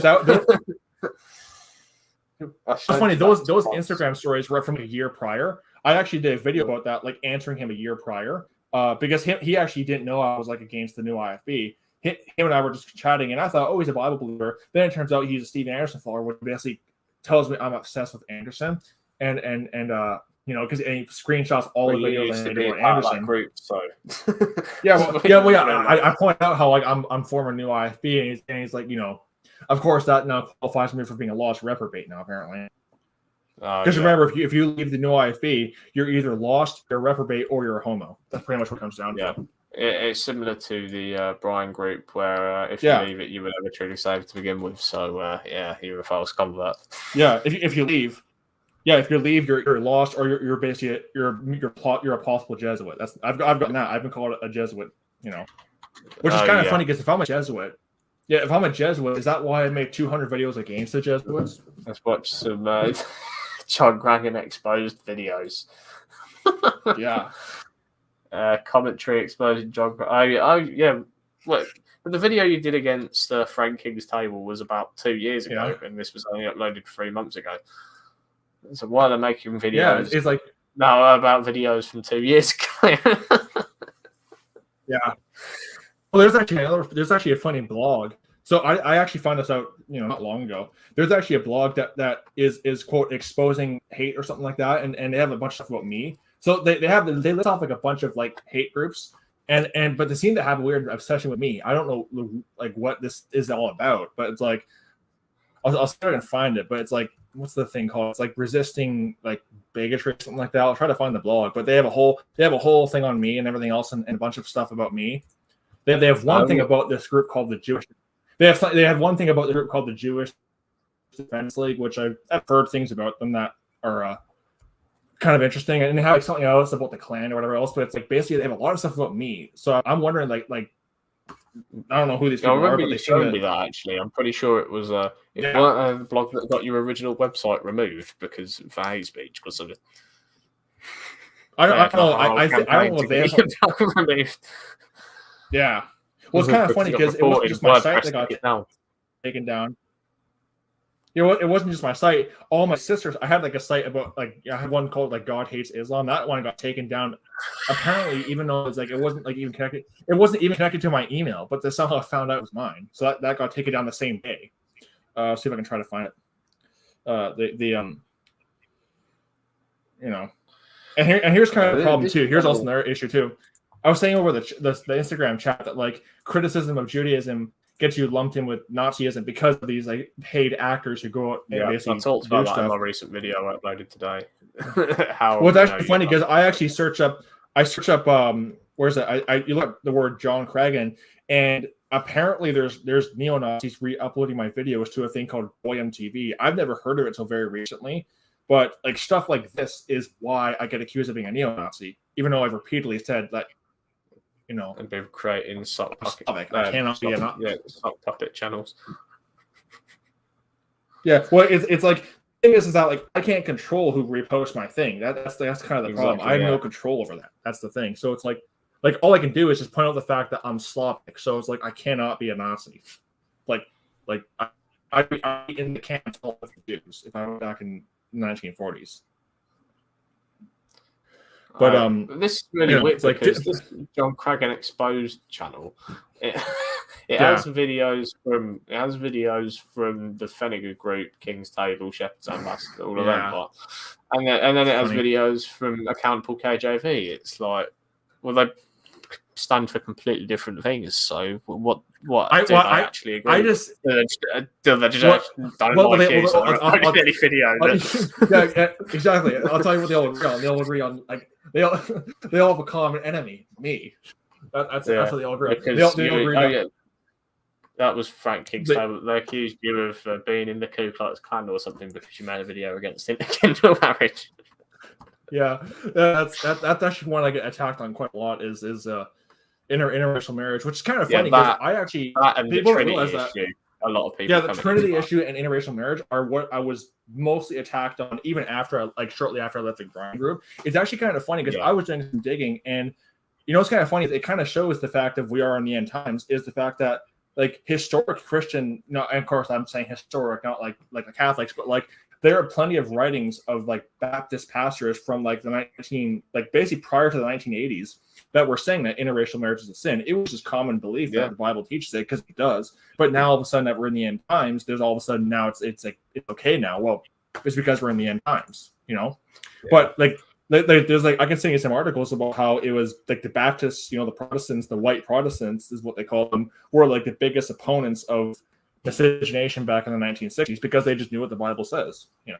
Yeah, exactly. It was common knowledge what the Bible said about, you know. Yeah, it was common knowledge. Like apparently now, even for so-called Christians, it's hard to admit that who actually read the Bible. It's hard for them to admit that it says that interconjugal marriage is a sin. Which and that's the thing too is that like you know I have loads of pictures of, you know, like protests against like school immigration, and a lot of the protesters are like holding up Bibles and they're quoting like Bible verses and everything else because it was just, you know, they just knew it was sinful. And it wasn't just white Protestants. There were plenty of black Protestants that also were against it too. That's what people don't realize is that like that the black Protestants that were against it were actually not really taught, like they were not covered by, you know, history textbooks because they wanted to make it seem like it was just white people who opposed it. There are plenty of blacks that also oppose it too. They just go untold. Well, you've joined the crowd now of having Ed Fenninger make a video on you. I mean, Ed Fenninger's done too. Ed Fenninger has done videos about me because of course he was doing videos about me even like before I came out and kind of renounced my ties with the whole Fenninger group. But basically, and I wasn't really part of the Fenninger group. I wasn't really part of any group. I was just, you know, following whoever I really agreed with. But it was the kind of thing where it's like I came out and that was just after you'd left Brian's group, I remember, because that was the time when I sort of first started talking to you because I'd noticed a lot of problems after I'd seen, you know, Tim's video and everything, and I was like, because I was, you know, I was an avid watcher of Brian, you know, when I was relatively newly saved, and you know, he taught me a lot of doctrine, but you know, I did notice a lot of problems as well, so. Yeah, and I left a comment on one of your videos, and you know, we got talking about stuff like that. And first, I wasn't sure whether you were part of the whole Fenninger group or not because I noticed a lot of their comments on, you know, on your videos and stuff. But you know, I did learn that you weren't. So yeah, well, that's the thing too is that like you know, people who have broke away from Brian because they were, you know, like you have the Chad Wilson guy who basically was financially scammed by Brian, you know, broke off for it. You know, I don't blame them for joining the Fenninger group. I just didn't do that because, well, you know, I just knew what the Bible teaches. And as thing too, I was accused of changing my stances and whatever else because I was Brian Drew. Yeah. Well, no, I mean, a lot of people have done that, but some people have done that. But myself, we'll go into. Yeah, myself didn't do it. Tim never did that, even though he was accused of that, because of the fact that like if you do that, then you basically have joined up, and the fact that like you're just gonna make video after video. Well, I did that initially, but I repented of that and haven't done it since. And the fact that I'm being attacked with Fenninger, it's kind of proves that I have not changed my stance whatsoever. Yeah, exactly. Yeah, it proves the fact that I'm being attacked. I don't think Jeremy Carter changed his stances either, did he? If I remember right. Well, I think he did. I don't know if he did. I don't know. I haven't actually really watched that many of his videos. I watched his video. He did. I think he kind of hinted at possibly changing thing on a dispensational salvation. I don't know for sure. He may or I don't know for sure. I don't know. I haven't looked into it. But like from what last time I talked to him, he says he doesn't really associate with those guys anymore. He just kind of does his own thing. No, and, you know, that's why he doesn't do anything on his YouTube anymore. I think he sort of acted in. So well, you know, it's the kind of thing. He's like, done some good videos, but yeah. I mean, that's the thing too is that, you know, like despite the fact that the Fenninger it's all are obviously very heretical. Some of the points they bring up about Brian are valid points about like a lot of hypocrisy. I mean, the fact that Brian just has no problem telling willful lies about his about somebody who breaks away and everything else. I mean, Tim's video pretty much proves that Brian has no issue whatsoever telling lies because Tim showed emails where he clarified to Brian that he's not changing his stances, he's not joining up with defending rights, and then Brian comes out with the video saying, "Oh, he's joined up with defending rights." With defending rights. Yeah, that's crazy. Yeah, I mean, that was nothing short of a downright lie. I mean, it wasn't even out of ignorance; it was willfully telling a lie. So it pretty much shows that Brian has no issue whatsoever. Yeah, and it's funny about his critics. If you break away from him. Jacob Thompson accusing John Davis of being a Ruckman Leach minister. I find that really, really ironic. Yeah, I find it really ironic because last time I checked, I have JT's book on my bookshelf right now. Pretty much his entire book mimics the kind of condescending humor of Ruckman.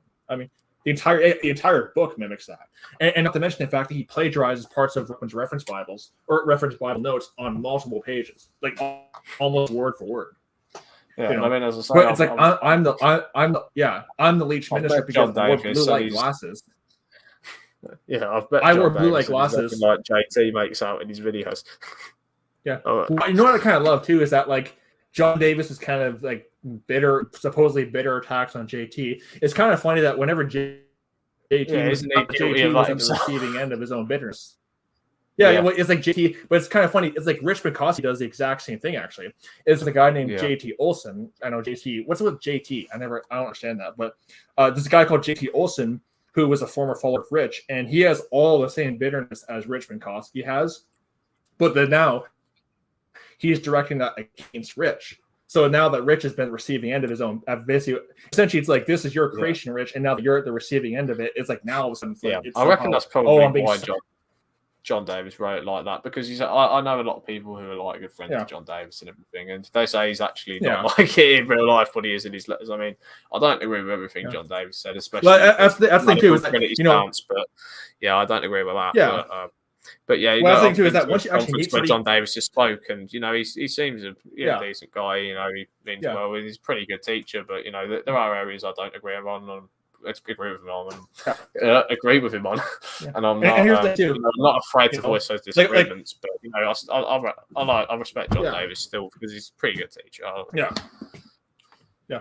And here's the thing is like when it comes to the whole Rich Bukowski thing, it's like, oh, you never spoke to him in real life. He was like on the internet. Yeah, he exposes enough of himself on the internet. Like it's not like the kind of thing where it's like you call somebody lost because of maybe something they may have like worded something wrong on a video or whatever else. Like the kind of stuff Rich Bukowski says on his Facebook page is makes me strongly suspect he's into that behind closed doors. It's not when I say you don't know them you don't know them like in person. It's the kind of thing where it's like the people who call me lost in the Denling group like act as if I just totally changed all my stances and everything else. They've never actually met me in that kind of thing. When it comes to Bukowski, the kind of stuff he says on his Facebook page is enough to tell me that he's a pervert. The kind of stuff his mind comes up with. Yeah. And the fact that he'll make fake internet accounts about his opponents is kind of further shows his fruit. And the kind of like he makes fake Eric Love Facebook pages and make all kinds of just really sexually explicit jokes. I mean, the fact that his mind comes up with this kind of stuff is just enough to tell me that he's a pervert behind closed doors. Yeah. Like I mean, it is some of the most filthy, profane stuff you can possibly like. I can't even repeat some of that stuff. I mean, it's so gross. What is it? Does he say like proper? His Facebook page. Yeah, it is like borderline pornographic, and even his public Facebook page, every single post, it's not scripture. Well, I mean, he doesn't even believe. He thinks that the KJV only cult. He's against the whole thing, and he's into the modern version and everything else. And he is. Aside from the fact that he's like basically a pervert, he is one of the most arrogant jerks ever. I mean, he like his intro says America's leading street ministry and everything else, and so it's like, yeah, America's leading street ministry.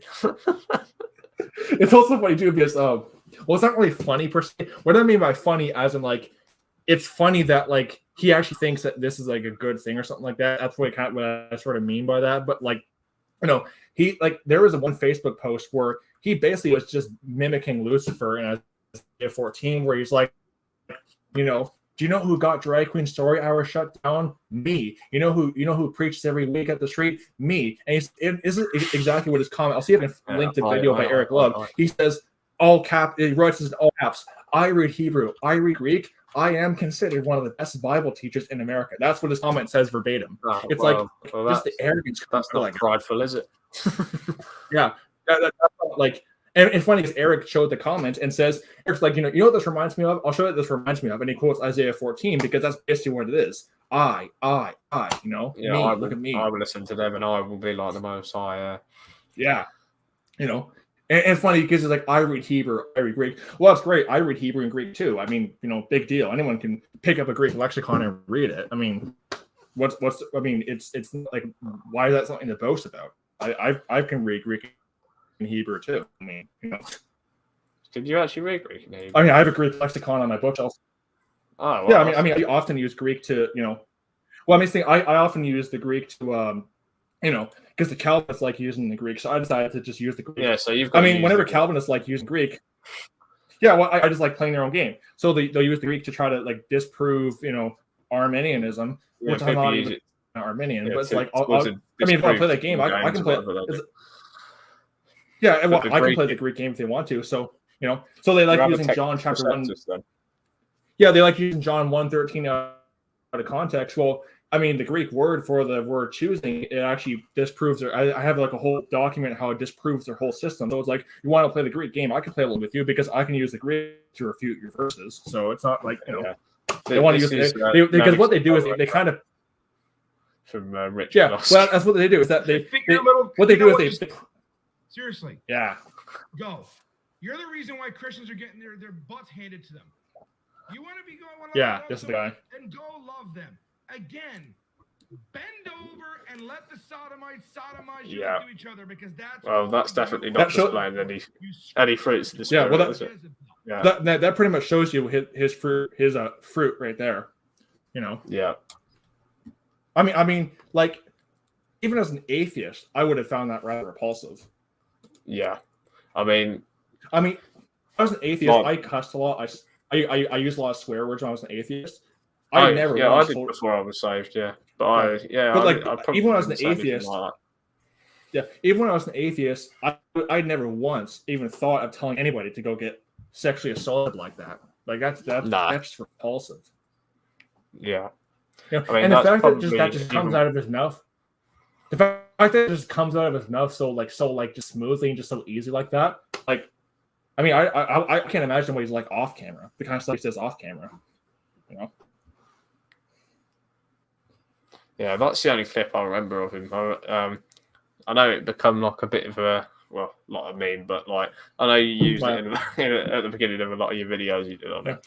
I also have another video. I also have another clip I use where he says he's on a live stream and he says, quote, I'll let you come on right now. He's talking to another guy in the comment section. I'll let you quote, come on me right now and I'll sit back. And there are point he says about I had the clip and of course Kowski's like, oh, you took that out of context. You took that out of context.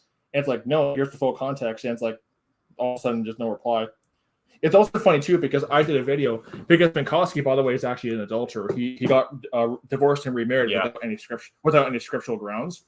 So he's by scriptural standards. He just got fed up and like just left. Yeah. But you see, remember, he's the best Bible preacher in America. So I guess he can do it. Remember, you know, he's. Oh, it's also funny too because I have a blog post showing how he apparently took his kids to see the Batman film and it was like into superheroes and that kind of stuff. It's like I'm just curious about something. Why is a grown man into superheroes? That's what I'm wanting. That's what I'm wanting to know. It's like he's adults who love Disney World. It's like I can understand an adult going Disney World for like, you know, a de-stressor. Yeah, I can understand like de-stressor, but like an adult Disney fan, that's kind of weird. Yeah. They all like the uni students and like people are in their mid-20s and are like obsessed over like Harry Potter, which I mean is all like occult witchcraft stuff anyway. Yeah, I always hated Harry Potter. I never liked it, but I never liked it either. I was never into it. I mean, no.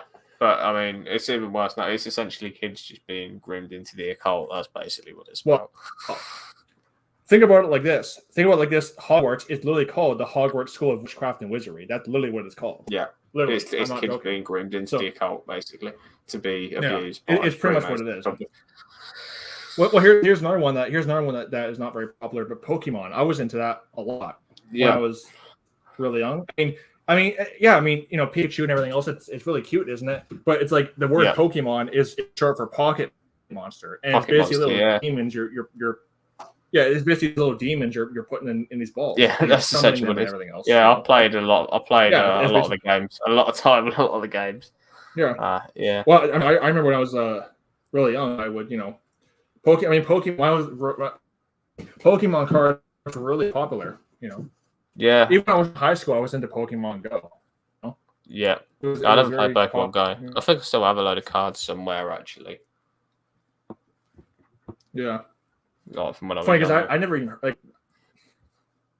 That's the thing too. That Pokemon, and it's and that's the thing too. I've kind of realized that most Japanese animation is basically very occult-like.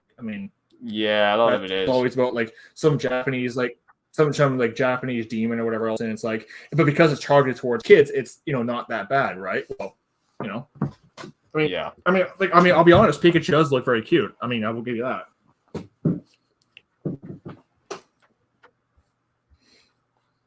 That's just what it is, but But then there's also, there's I'm like, you probably know what My Little Pony is, right? Yeah, I know My Little Pony. Yeah. Yeah. Well, and let me just say this too. There's and this just really shows how fallen our Western world is, and how our society is not at all superior to the model for the world. Is the fact that there's actually guys who love My Little Pony. They're called bronies. That's actually a thing. Yeah, I know. Yeah, I've heard of that. Yeah, it's basically like men who are in their 30s who are just love My Little Pony. Yeah. Yeah. Modernity has definitely been really good for our society, hasn't it? Yeah, as you come to now, we have blokes who are obsessed with My Little Pony. Yeah, we think Disney adults are weird. What about guys who just love My Little Pony? That show, it's geared towards 10-year-old girls. Why is a 35-year-old man, obsessed with that? That's kind of, it's almost perverted, really. Yeah, it's weird, but you get the same, the people who are obsessed with anime stuff and really perverted. Because there's a lot. Well, you even have adult men, girls in there. Well, you even have adult men who are just so obsessed with Star Wars and that kind of. And when I was a kid, I was obsessed with it because that's the target. That's the target demographic. Why is I always find it weird when you have 35-year-old men just complaining about every little thing. It's when I was getting 18. That was when the most recent film came out. I never saw it just because I kind of outgrew it, I guess you could say, because I wasn't the target demographic. But then you have 35-year-old men who are sending death threats to the director and everything else. It's why do you care? Why do you care about a space movie for 12-year-olds? Yeah, it's weird. Yeah, but people have full-on arguments and full on go for each other. Sending death threats and going on the Star Wars. Yeah, it's a space movie for 12-year-olds. Just calm down. I never saw it because I outgrew it. I just wasn't. I'm not the target demographic. I was 18 at the time, and with anime shipping as well, because they want two characters to be together, and if someone disagrees with it, they have a full-on fight and argument over it. I can understand the whole argument of Rey being a bad character, because from a writer standpoint, she is basically oh yeah, no, she's basically well, yeah, even when I was kind of still a fan-ish per se, I always found it kind of weird how it's she doesn't really have any problems. She just kind of has all these abilities. All of a sudden, it's from a writer standpoint, it is definitely very lazy. But yeah, but it's you don't need to send the actor death threats. That's taking it way too far. Yeah. And here's the thing too: the actors have no control over it. They're not the ones who wrote the script. They just have to work with what they're given. It's the same thing when you argue with a Walmart employee over the product's not here yet. Well, it's what do you want me to do about it? I'm not the one who made the rules. Yeah. But, yeah. That's what happens when you're a 35-year-old guy obsessed with a space movie for 10-year-olds. That's what happens. You get a lot of them are obsessed with like speed running and stuff like that. Yeah. That is literally their job. They sit around and play games all day. Yeah. With loads, with merchandise and stuff all on their walls and everything. Yeah.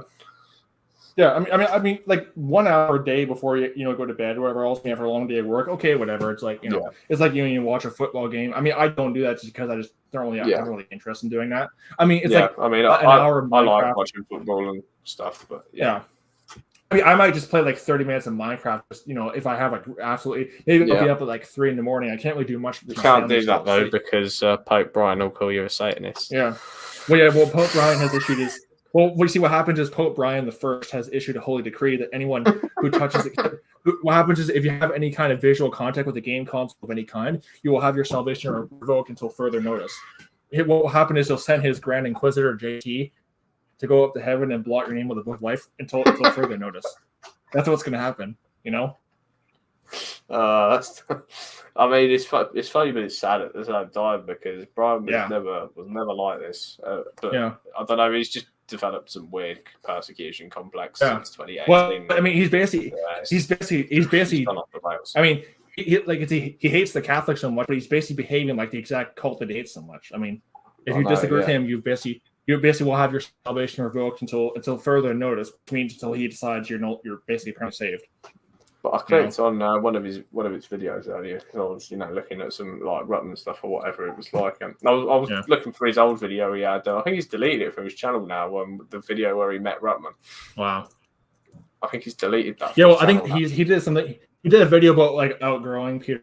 Yeah, that's what I saw. I watched like 30 seconds. Which is kind of funny. It's actually kind of funny because it's like, what?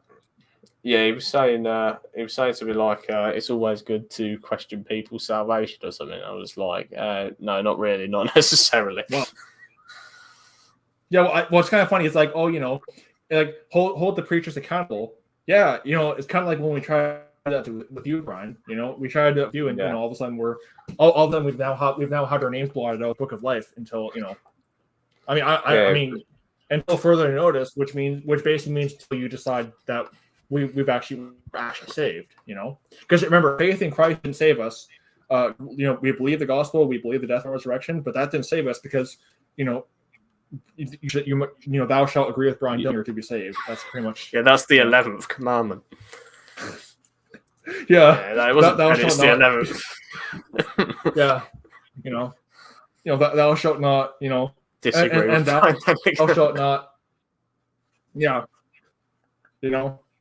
And thou shalt not disagree with Brian Dillinger or his underling, JT, Yeah, otherwise he'll bang his don't be an Athenian, don't be an Athenian. Yeah. Complaining about the money. To be honest, I'm sure JT's getting lots and lots of money off what he's doing because he blasts like donate. I'm sure he's getting loads and loads of money. BTechInfowars.com, isn't he now? Yeah, well, it's pretty much InfoWars like. But it's kind of funny because he actually attacked Jeremy about being tired after stocking shelves for 4 hours. He's like, grow up. You stock shelves at Lowe's. I'm like, it just shows me he's never done it because I've done it when I worked at Walmart. It is exhausting. Yeah. Try lifting like 50 pound boxes for hours on it. I don't know. I remember I've lots of times where I don't know Jake Thompson that well. The fact he's like making fun of that. What is he actually? It just shows that JT's never done it. I'm not saying that he hasn't worked, but I don't actually know. Has he done anything for work? I don't know if you know. Well, I mean, just the fact he thinks it's not tiring it just shows it's enough to convince me he's never done it. I've done it, and it's like it's the thing where it is the kind of thing where it's like I would come home every single shift where it's just like every part of my every muscle is aching. My legs are sore. I can barely walk, and I'm not exaggerating. I mean, I would come home. I'm just like I'm spent. I just cannot do anything. Yeah. Else. I just would plop down on the couch. It's the kind of thing where it's like it just shows JT. I mean, I was doing it for 8 hours, so it's a little bit longer than just 4 hours. But like it is tiring, and they gave you like water bottles all the time because it just gets so tiring and everything else. So the fact that he's like, you stock shelves at Lowe's, or you're so tired, it just shows me he's never done it. He has not done. Yeah, or if he has done it. I don't know what he actually does. Yeah. Well, I don't know. Or has he always so-called work he does either been a YouTuber or has he either been a YouTuber or a news reporter? Well, you see, here's the work he does. He's a news reporter. That's what he is. A news reporter. Oh yeah. I mean, in other words, he's in the things of the world. That's what he is. Into the things of this present evil world. He's a news reporter. Yeah, and then tries to justify it by saying he's a watchman. Yeah. Yeah. The verses about being a watchman are all in the Old Testament. There's no New Testament office of a watchman. And even the verses in the Old Testament, the watchman was not a news reporter. They weren't a newscaster. They weren't running a news website. That was funny when Tim mentioned what a watchman was. Tim mentioned that in one of his videos or something. He was like, "Oh yeah, there's people who are making news report the whole ministry." He literally mentioned it for 30 seconds, and Jacob Thompson leads straight onto it. It's like, why are you even still watching him? He already separated from you. Why are you still watching him and making a 3-hour video on one comment he made for 30 seconds?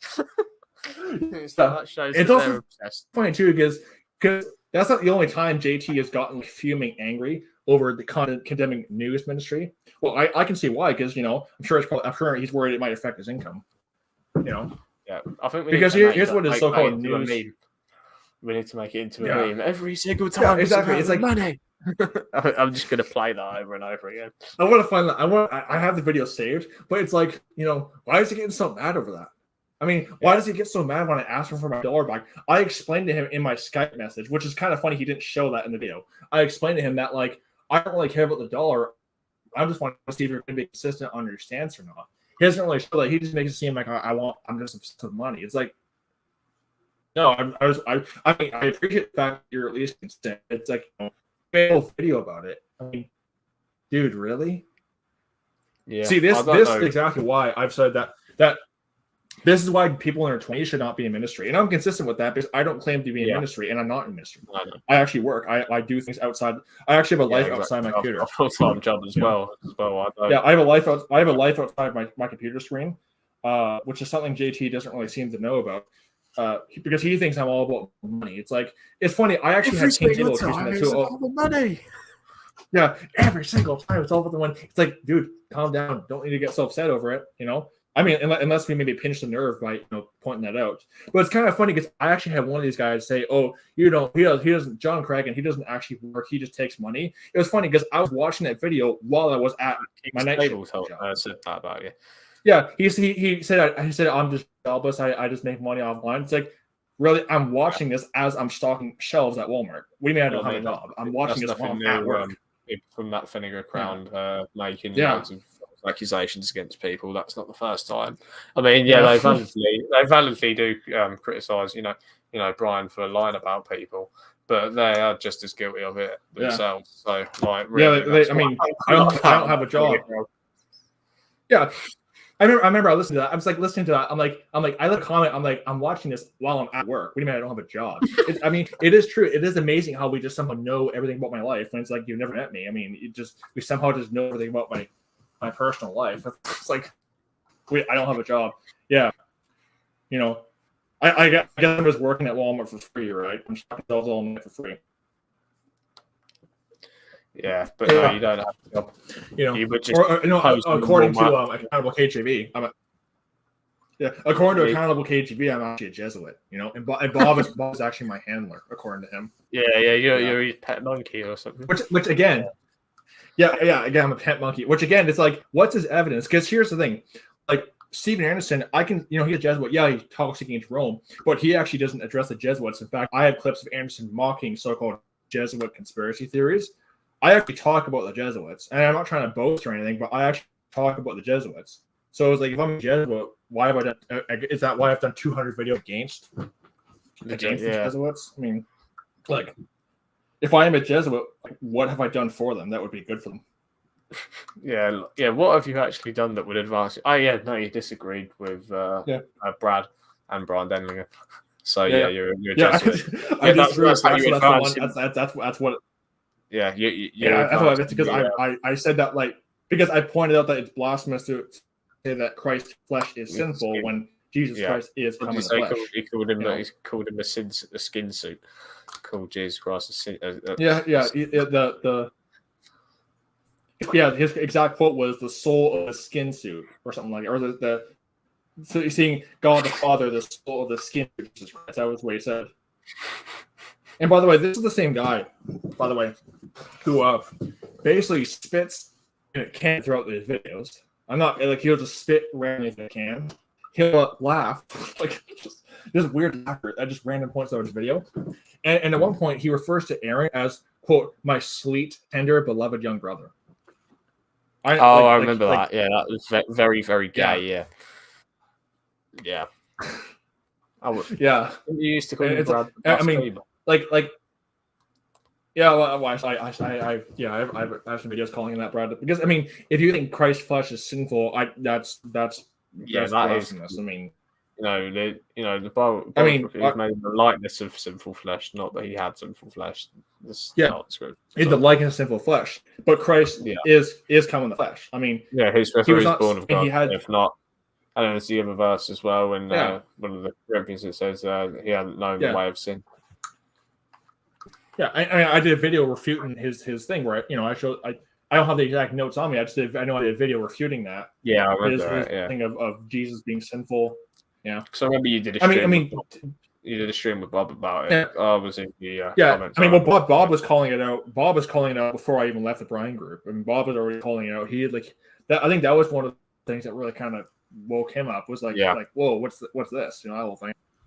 Like Bob was calling it out, and I think the video was called the quote unutterable blasphemy of accountable KJV. That was when Bob was calling it out. That was like before I even left the Brian group. So he was seeing problems way back then. I remember when you first joined his I remember when you first joined the stream when you left the Brian group.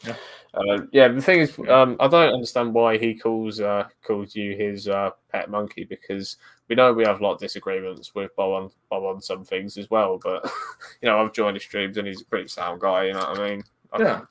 It's a conversation with him, although they disagree with him in areas. But... I mean, see, here's what these guys don't understand. These guys don't understand that like we don't have to agree to the same.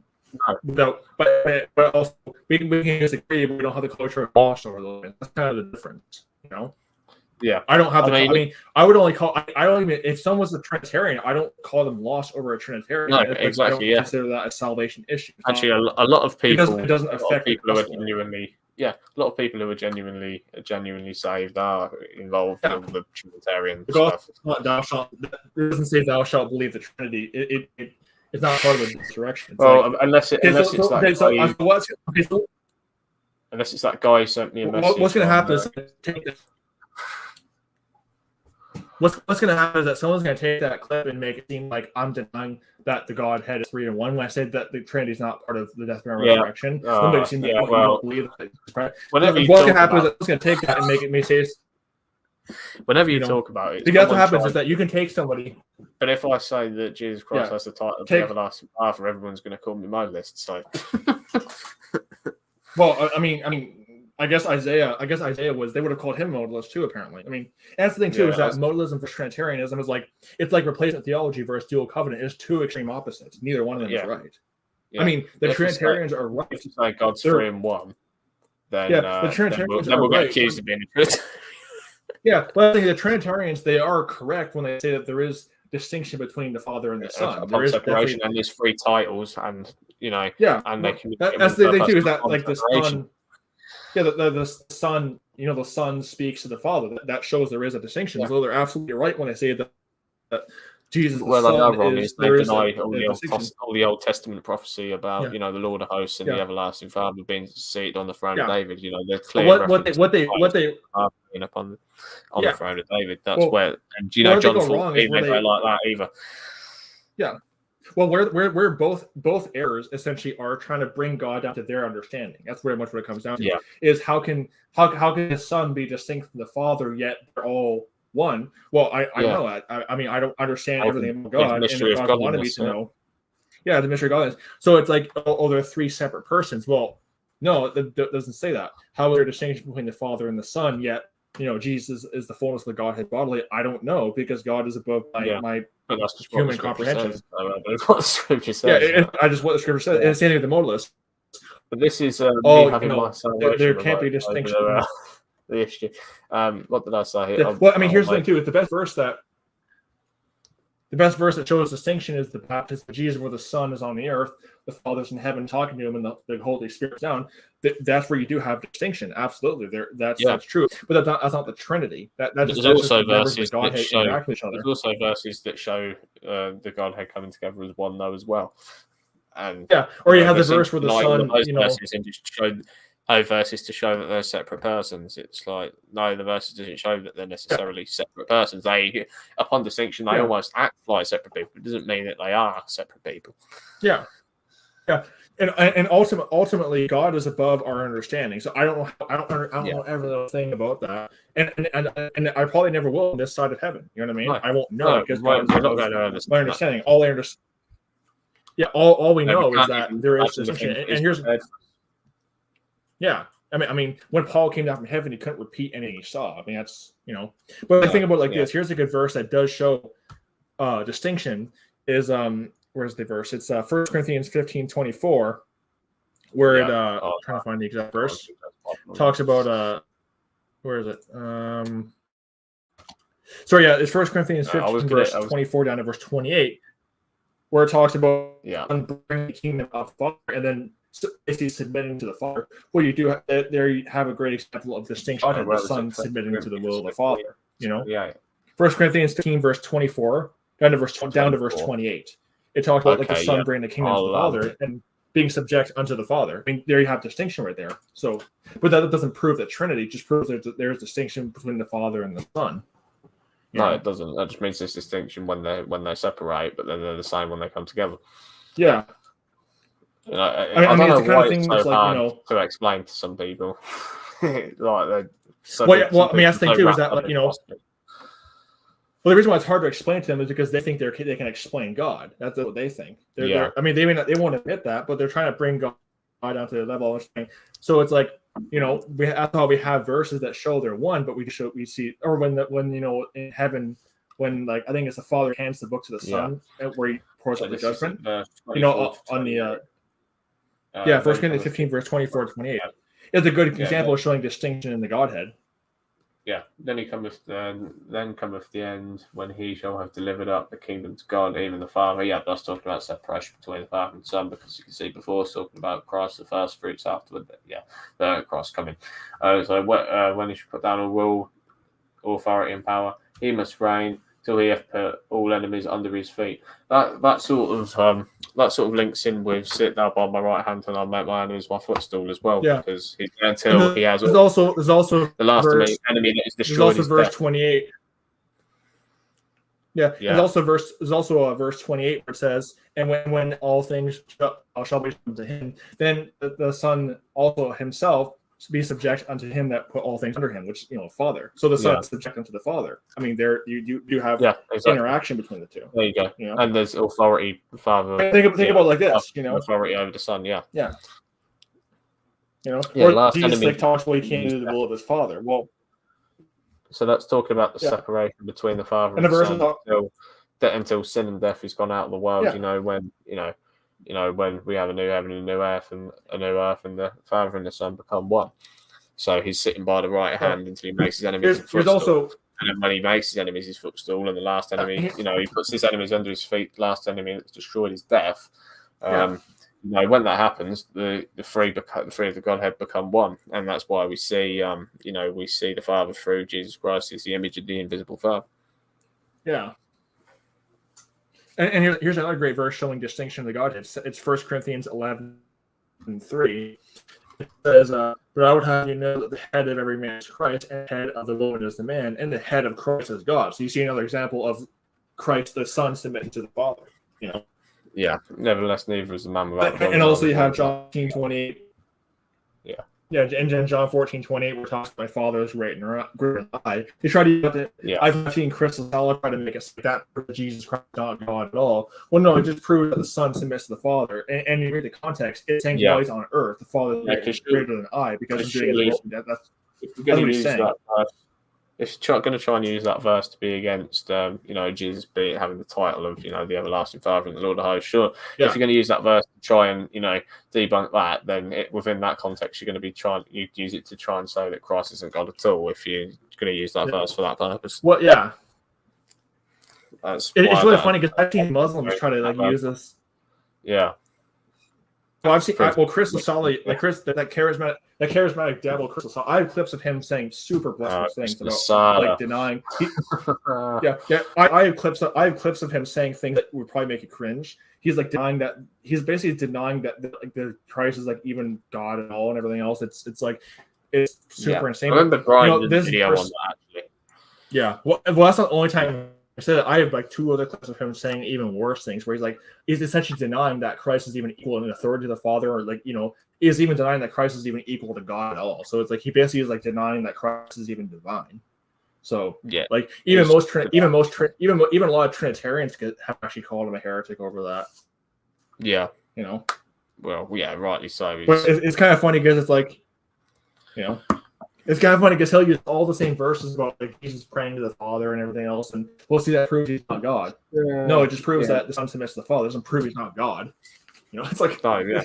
And it like, just what? proves I mean, Muslim because is no different. the Father, who's the soul, who's separated from the body, who's the Son, is in heaven in eternity, while the Son was here on the earth. So the Son's communicating into eternity with the Father. Yeah. Well, and here's actually a really great verse that basically just refutes Lasala, like you wouldn't believe, which is kind of funny how he didn't bring this up in his video. So this is a great verse on a good eternal security verse where it says John chapter 10 verse 28 to 30, and I give unto them, this is Jesus speaking, and I give unto them eternal life, and they shall never perish, neither shall any man pluck them out of my hand. Notice verse 29, my Father which gave them me is greater than all, and no man is able to pluck them out of my Father's hand. Wait, so you're in Christ's hand and also the Father's hand at the same time? Well, why? Well, verse 30, I and my Father are one. That's the Godhead right there. You're in Christ's hand, we're also in the Father's hand, and he explains why, because they're one. That's why. I mean, that's a really good verse on the Godhead right there. Two separate. They're not two separate gods whose divine essence, divine. But I was thinking about it. The Trinitarian stuff really isn't that different to what the Hindus believe about. They believe in 3 gods: a creator, a preserver, and destroyer, or something, don't they? Is it Vishnu? Just look up Brahma, Vishnu, and Brahma, Vishnu, and Shiva. Are they the 3 gods that they believe in? I think so it's really Trinitarian stuff is different to that.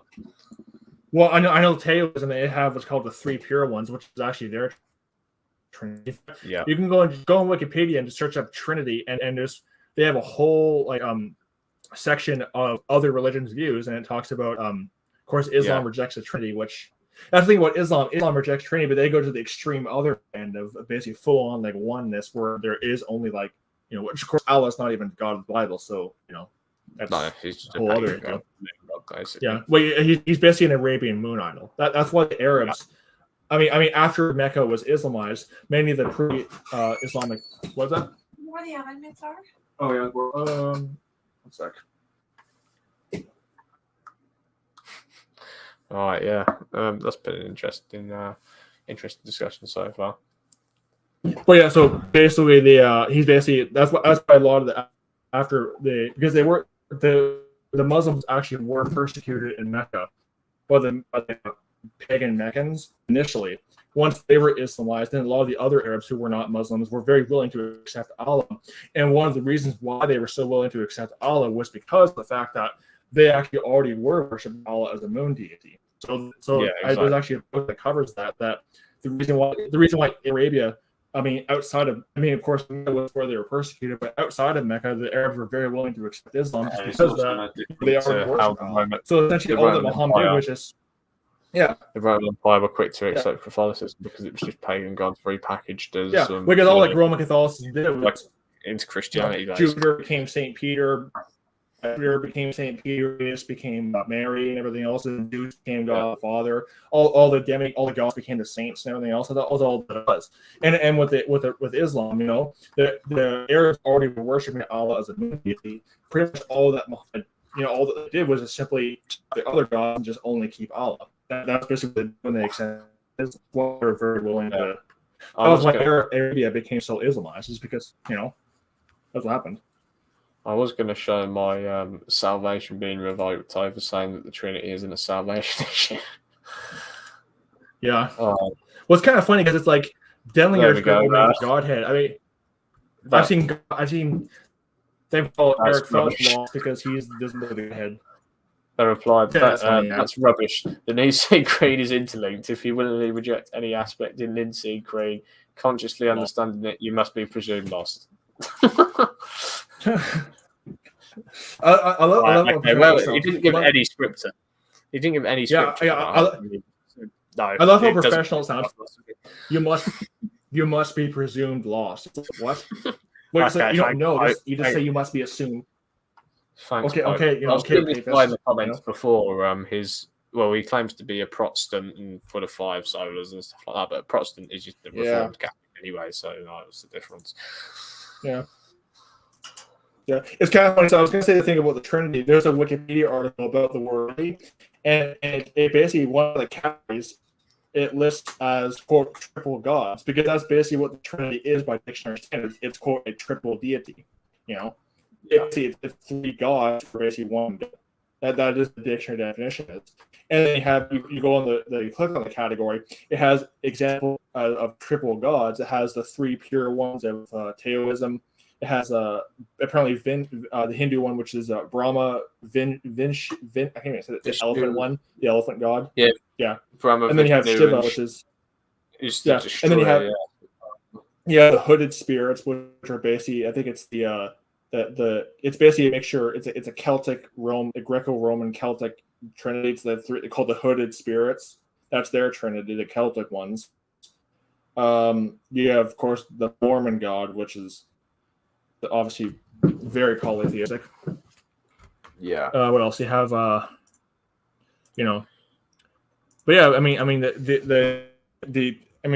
the Trinity by dictionary definition is actually a triple god. It is 3 gods who are one. I know a lot of people use Trinitarian language, but they don't actually believe in 3 gods, but they still believe. They still describe it as 3 separate persons or whatever. So but I don't. That's the thing is that the distinction of the Godhead. Yeah, that's why I understand why the distinction people that way, but it doesn't. The distinction in the Godhead is sometimes transferring terms are kind of part of your vocabulary for a while, so it's you kind of just are. One sec, I'll be right back. Oh, I'll get a drink anyway.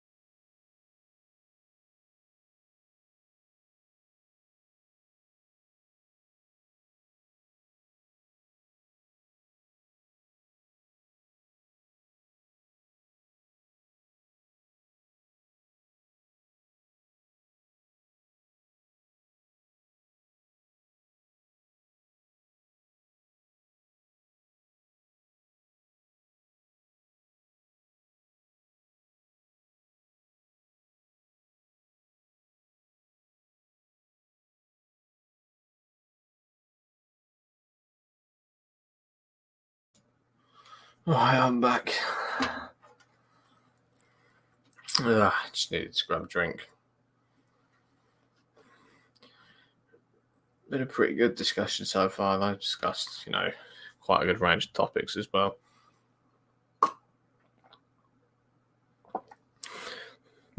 You know, showed some pretty good stuff, but yeah, it'll show me. I'll do it on Bible Projector because it looks better than it does on King James Bible Online.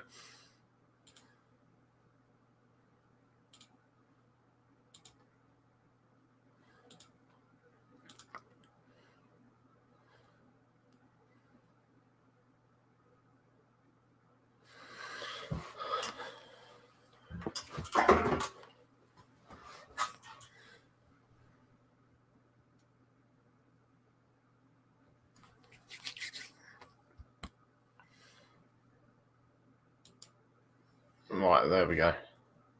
I'm on Ezekiel, Zechariah.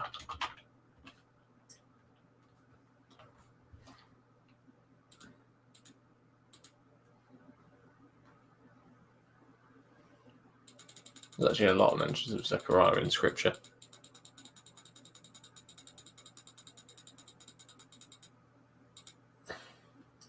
Zechariah chapter 14. There's a lot of good prophecies about, you know, the upcoming millennial kingdom where Jesus Christ is going to be reigning here on the earth, actually.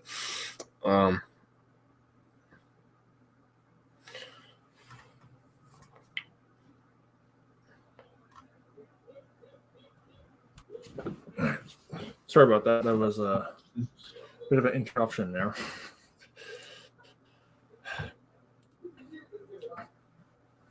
Family is having a fun little party. Oh, right. So, yeah. They've made friends being Yeah, more of a family gathering that, you know, there's. There we go. My headphones are working again. Yeah. Anyway, I decided to show my face at the gathering, but just retreated to my man cave. Yeah. I'm very introverted, so in a lot of cases, but. Oh, there we go. I've sorted it now. But yeah, I was on Zechariah 14 that, you know, proves this whole thing. You know, it should come to pass that everyone that is left of all the nations which came against Jerusalem shall even go up from year to year to worship the King, the Lord of hosts, and to keep the Feast of the Tabernacles. Yeah. I mean, the Lord of hosts is, you know, blatant in Scripture. It refers to, you know, God the Father who was dealing with the nation of Israel multiple times all the way through the Old Testament. So, I mean, if Jesus Christ is being referred to as that title, it kind of does show that he and his Father are one. Yeah, pretty much. That's basically what it comes down to. I mean, you know, pretty much. I mean, unless you know that's wrong, and you know the Catholic Church. Right? That's the other explanation. Yeah, and verse 9 sorry. I mean, think about it like this. I mean, Isaiah would have been probably anathematized if he had said anything about what he said in Isaiah 9:8. I mean, Isaiah, the prophet of God. Imagine, you know, he's been summoned by the Pope, and what do you mean by this? You know, heretic. I mean, it's like as basically what it said. It would have been anathematized, and condemned by the Council of Trent and everything else. You know. Yeah, no, that's his heritage. He's going to be excommunicated from the church. Yeah, there you go. Yeah, the Lord have a salvation vote because you know. In that day, shall there be one Lord and his name. I imagine Jesus said, "I and Father are one." So I'd imagine when Jesus Christ said, "You know, he that has seen me has seen the Father. I and the Father are one." I'd imagine they would have probably maybe anathematized Christ too. I mean, the Jews tried to stone him, so I could see why the papists would probably try to do the same thing. They probably would anathematize him, and you know. Yeah. Because you see their Christ. See, when they say that Christ started the Catholic Church, I agree with them. Their false Christ did indeed start the cult. Absolutely. You know. Well, their false Christ They're absolutely is right about that. some Roman guy with long hair. Yeah. I don't know where I always say that white guy with a beard. and long hair. Yeah. Well, I love it. I love it when Jesus is the mirror. I have the clip with that bishop saying that he's the mirror image of the Father. Really? So that's why I have God the Father painted as like Santa Claus, Jesus as like a young 30-year-old guy. Santa Claus. He is like Santa Claus, though. It literally looks exactly like him. Yeah. But you know what I find really funny about that though is let me just pull up I have verses from my notes on the video I did about this, about like the fact that like God the Father is basically verses show the fact that he's visible. Like I asked I quote these verses like invisible God. How do you make an image of God the image of the invisible? Yeah. How do you paint No a man picture shall see me and live. I guess what were the exception to the rule or something like that? I mean, what how do you paint a picture of the Father when he's invisible? Not visible, but you can't see him and live. That's the problem too. You know, that's another big issue. Like Isaiah, what do you mean I'm offline? My friend went offline.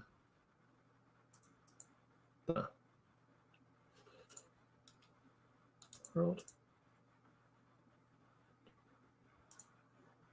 That was weird.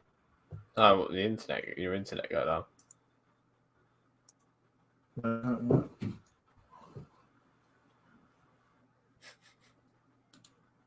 Have we the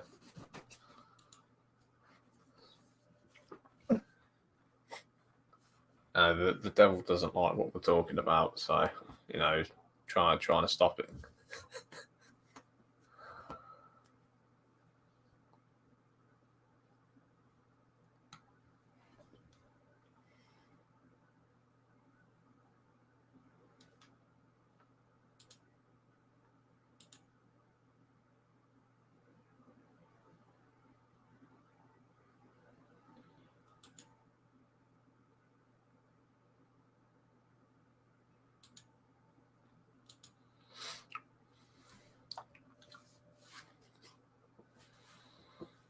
All right, I don't know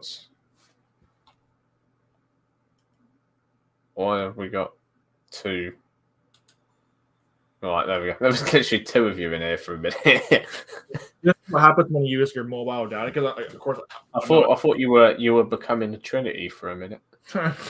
Well, I mean, if we're made in the image of God, then there probably is two of me running around. So maybe there's two other. Maybe my maybe the other two me's have their own faithful service accounts. I don't know. I certainly have a fake account. There is definitely that. I mean, I don't know. Yeah, maybe it's your Trinity. Yeah. Well, I mean, if God's three gods that are one, then that would rule each their own body, soul, and spirit. Then that would mean if we were made in the image of God, then that would mean that we all would be made as three people. Yeah. Well, you see the Catholic bishop, their Father, Son, the Holy Ghost, they're mirror images, which is apparently why Father is Santa Claus, Son is the old man, young guy, and the Holy Ghost is a bird. But they're all mirror images of each other, apparently. That's not a mirror image. Completely different. Well, you see, what happens is when you question that, what are you doing? You can't question the priest. You can't question him. So you just got to. I mean, I know the bird is not a mirror image of a young guy, and the old guy's not a mirror of everything else. But you just believe it because we know what we're doing. Just trust us. We got everything under control. And we got you under control too if you're a Catholic. You can't read the Bible for yourself because it's dangerous, according to Calvin Robinson. Well, I mean, I would agree that it is definitely dangerous to anybody who wants to control you. Absolutely. Yeah. It is. I can see why they think it's dangerous. I can see why the Pope thinks it's dangerous because, he can't control you at that point. So it most certainly is dangerous for him. See, it is dangerous. See, it's not dangerous. It's not dangerous for you. It's dangerous for him because then he can't control you. That's why it's dangerous. It's not. That's why he's saying. See, he says it's dangerous, but for who? Who is it dangerous for? Well, it's for him because then he can't control you. That's why. Yeah, but it's like how it's dangerous to go against the government on certain narratives. So they have to shut you down. Yeah, if you don't agree with the Patriot Act, well, what if you're not a terrorist? What do you have to hide? Maybe I don't like being molested at the airport maybe I don't think that having body scan pictures posted, maybe I don't like having my personal belongings searched. Maybe I don't like that. What do you have? If you have nothing to hide, I kind of like it. I'll put it like this: I have nothing to hide when I go to the washroom. I don't want the government watching me. You know, I don't want No, them wired. I don't want them in my house. Yeah. Yeah, I don't want them writing down all my grocery purchases for my safety. You know, I'm like looking at my bank transactions. Yeah, you know, well, you see, they have to do that for your safety. Remember, they have the right, you have to monitor your grocery purchases for your safety. You know, because remember, Al Qaeda is going to get you at the store, so they have to protect you by basically apparently because remember because apparently writing down your grocery purchases will keep you safe from these terrorists, Al Qaeda. Apparently, I mean, you know, but that's pretty much what it comes down to, you know. But like I said, it all started with the airports where they have to not molest you to keep you safe. You know, they have to basically strip you naked and take these body scan pictures to keep you safe, and also they have to upload them back in 2010 to also keep you safe. Apparently. Yeah, it wasn't for their gratification or anything. Yeah, it wasn't for their gratification. You know, when they have to stick your hands down the pants of the woman for her safety, you know, not because the TSA are perverts, and they had to upload them online for her safety too, not because they're perverts, but it was all for her safety, right? Wasn't there instances of even something being uploaded on like pornographic websites and stuff? Yeah, well, I mean that's what happened. The government promised us, oh, you know, they're not going to post online, and all of a sudden, oh wait, no, they're all over the porn sites. But it was all for your safety. That's what it was. It was for your safety. We had to keep you safe. We gotta frisk your kids too, because remember, your kids they could be a terrorist. You know, you never know. Yeah, well, because like in Islamic countries, you know, when Hamas set up these kids running around with suicide vests and, you know, bomb strapped it. Yeah, I mean, I always find it kind of funny because I read this one article about this one guy who was like attending like some Star Wars convention, and like his lightsaber set off an alarm, and it's like they thought it was like a weapon. It's like it's a toy from Walmart. Like, dude, it's a stupid toy from Walmart. I remember I got questioned at school once because I got taken into the office because I typed in like Jihadi John Man City Football Channel or something like that, and they thought I was a terrorist. Well, it was kind of funny. I read about an article over in America where a kid got handcuffed and arrested. I'm dead serious. He burped in class. That's why they arrested him. I'm not kidding. I'll try to find the article. It actually happened. There was a kid who got arrested for burping in class in America. Wow, that's crazy. The land of the free, the home of the brave. You know, where I think 1/3 of the population will have at least one criminal arrest before the age of 21. You know. What's that guy Kent Hovind? Kent Hovind. You know, Kent Hovind served 100 months in prison for what's called. That was when he went post-trib, didn't he? Yeah. Well, what happened was that he went structuring. It was called structuring, where you take certain amounts, you deposit certain amounts out of your bank account at certain intervals. You know, like literally anybody could get charged with structuring. I mean, if I take like $10. Of course, over in America. That was similar to Tommy Robinson's charge for mortgage fraud because didn't his brother say that he was earning more than he was or something like that on a self-serving mortgage, and then he got thrown in prison. I mean, it's a similar thing. Meanwhile, you have these great gangs who are basically like, you know, at best, they're probably going to be maybe out in a year and a half, you know, or over in America, you know, a guy can be convicted of like, you know, looting and robbing, whatever else. And, you know, they'll probably maybe give him like a few hours of community service. Meanwhile, Hovind's in there for 100 months for basically just for not even for tax evasion. I think that's when they gave him a compromise. They said, you've got to come out and, you know, do all this post-trib stuff or we're not going to let you out. I think that's what I think happened. I think, you know, they basically made him compromise a load of stances, you know, so he could, you know, half the prison sentence because he went completely off the rails after that prison sentence. Yeah, I mean, Ken Hovind's got a lot of great stuff on like refuting atheism and refuting evolution. Yeah. I mean, it just stick with that, and you know, like eschatology is not really his thing. I mean, I think he used to be pre-trib though, didn't he? I think he used to be. Yeah, and then he went, but he went crazy. Well, I mean, I know this guy named Brian Moonan, which he also puts out a lot of great stuff too. He was apparently pre-trib, then he began listening to Sam Adams, and all of a sudden he's now post-trib. You know, he searched the scriptures, which was basically he went to Matthew 24, and that basically settles it. Yeah, there you go. Endure until the end. That's it. There we go. Throw everything else out. Matthew 24, and you believe the Jesuit pre-trib rapture doctrine. It's funny because I know Brian. Again, you know, Brian has a lot of great stuff on the whole rapture debate too. Yeah, I think Brian even said one time. he even said 1.2 where it's like he was studying the whole rapture issue before he was even doing the Bible version issue. So he was very well versed on the subject. Yeah. Basically, this Jesuit writing they cite to, you actually read what it says. It's actually teaching post-trib doctrine. Yeah, it so is. it's like, yeah, do they actually read what this? He did video on like post-trib Catholic rosary read prayers and stuff like that. I did video. Yeah, I did a video on that. There's a rosary prayer, like they don't outright call it post-trib, but they basically use prayer through tribulation. It's like it's basically a post-trib rosary prayer. The church is going through a final time of purification. Yeah, the catechism teaches that. Like just go on Catholic Answers and like look up pre-trib rapture, and they have all the same talking points. Oh, it was created by Darby in 1830, and the church has always been post-trib. So I mean, I'm not kidding. The Catholic apologists use all the same talking points as Sam Adams and Stephen Anderson, but then we're told a Jesuit created the pre-trib doctrine. Yeah, the Catholic websites are all say the exact purity post-trib doctrine doesn't work. Yeah, well, at all. Well, Eric Phelps made a good point too. How the post-trib thing, it's basically just work salvation. That's all that it is. It's basically like you're basically it's not enough. They'll mock the oh, God's going to take you out. You must, what do you think, you're going to escape persecution? Yeah, I mean, why? Why you guys be so arrogant about, you think you're going to escape? It's like basically pride. It's a works-based salvation pretty much. Yeah. Eric Phelps pointed out how it's basically just essentially. Yeah, because people want to make salvation about themselves. That's why they go post-trib, because think it makes them look righteous if they say we're going to resist the mark of the beast and we're going to survive the 7 years and we're going to prove that our faith in that's why so many of these like Arminians that's the thing too, like Calvinism versus Arminian all attack both Arminianism is no better, it's also heresy too. All these Arminians they're very works righteous. And Eric Phelps makes a good point how it's basically just Arminian, Pelagian type works-based salvation. This whole post-trib thing. It's like basically you're purifying yourself. You're basically going through trials and everything else, and it's like what the street preachers believe. Yeah.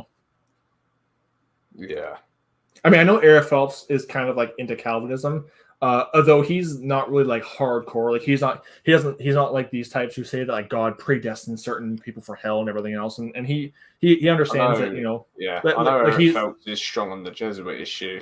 Yeah. I've seen him do a lot of stuff on that.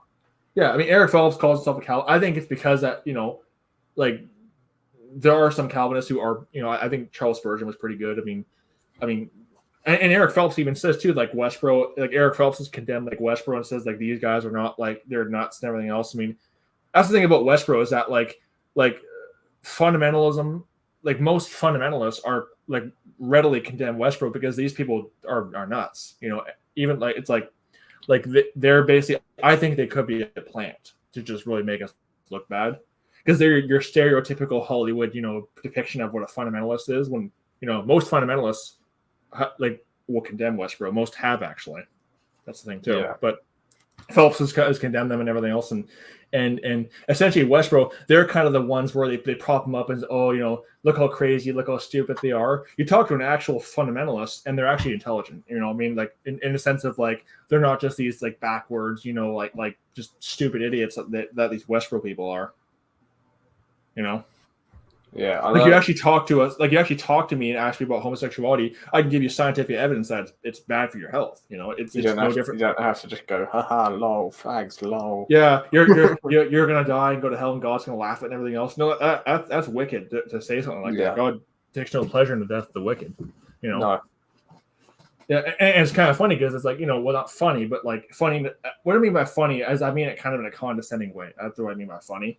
It's not funny as in like it's something to laugh though. It's actually like these guys are going to turn from their wicked ways and turn to salvation. Yeah, well, it's the kind of thing where it's like these guys are going out and doing damage to the body of Christ through what they do. Badly. Yeah, that's what I've done. They're there to do. Yeah, they're raised up by the devil. I mean, whether or not they are some government plans, either way, the devil is using them to basically make actual fundamentalism look like idiots. Because the word fundamental, that's what like you look at, you just yeah, well, because the thing.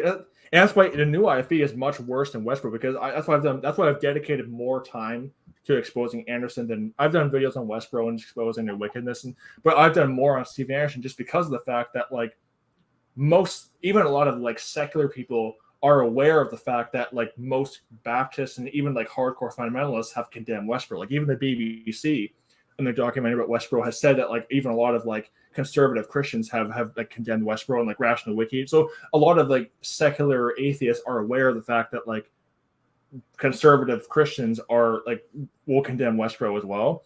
But Steven Anderson, he actually is intelligent in the sense of like he's not like these like, and he himself has rebuked Westboro too, you know. So there's kind of that whole mind game being played there as well. And the fact that the new IFB, see, Westboro is like maybe like a cult of like basically it's just the Phelps, it's just their extended family. That's all that it is. It's their family and the extended family. That's what the group is. And basically it's like what 70 people at most. They once had like 100, but then like most of them just broke away and became atheists. You know, that's the thing too. Westboro, yeah. It's kind of funny because there's an interview where basically nobody outside of there. So apparently there's only 70 saved people in the entire world, apparently, according to them. You know, it's funny how it's like over 10 years, God's elect keeps getting smaller and smaller because everyone, you know, more like I think like they went from 100 down to 70. So it's like I guess 40 people are not part of the elect now. Well, it's only 70. There's only 50,000 people who are truly saved according to Brian Denlinger because they subscribe to his YouTube channel. Well, actually, no, it's a little less than that because it's a little inner circle. Well, whoever's left, there's only one person left in this inner circle, actually, to be honest. Oh, Jack. Oh, yeah, he's the only one. It's just him. His little council, his little council of inquisitors is now just down to one, pretty much. Yeah. One little rabbit kid who's just, you know, and I call him a kid because I know he's the same age as me, but he acts like a child. 2 years older than me. But, well, I think he's like about the same age as me, like early 20s and whatever else. But like his behavior is that of a 12-year-old. That's why I call him a child, because physically he's my age, spiritually and mentally he acts like a 12-year-old. No, he does. He's very spiritually immature, and you know, a lot of his every single time it's about the money. Yeah, you know, when he has to do in 3 hour, like 3-part 40-minute videos, 3-part, you know, series on Tim because he made a 30-second statement about how constant news, you know, is not isn't good. Yeah, it's not ministry. It's like no. That's just childish. I remember Brian leaving a comment on that video. I think he deleted it. Now. Yeah, well, I just screenshot it. Yeah, he was like, but video game ministry is it? Like, well, he never said that he was playing video games as part of his ministry. Yeah, it's like where have you come with that comment from? Yeah, no. Yeah. I'll have to reply to it. Well, it's kind of funny because I actually came up with a video.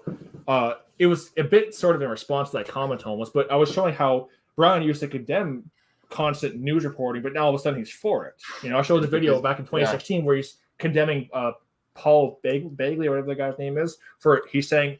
I have the clip where he's like, you know, how it's basically like carnal and worldly to just constantly focus on the news. Then I show the clip of him promoting JT's news website. So like, apparently it's okay when JT does it. And of course, Phil Rendon, you know, got called me.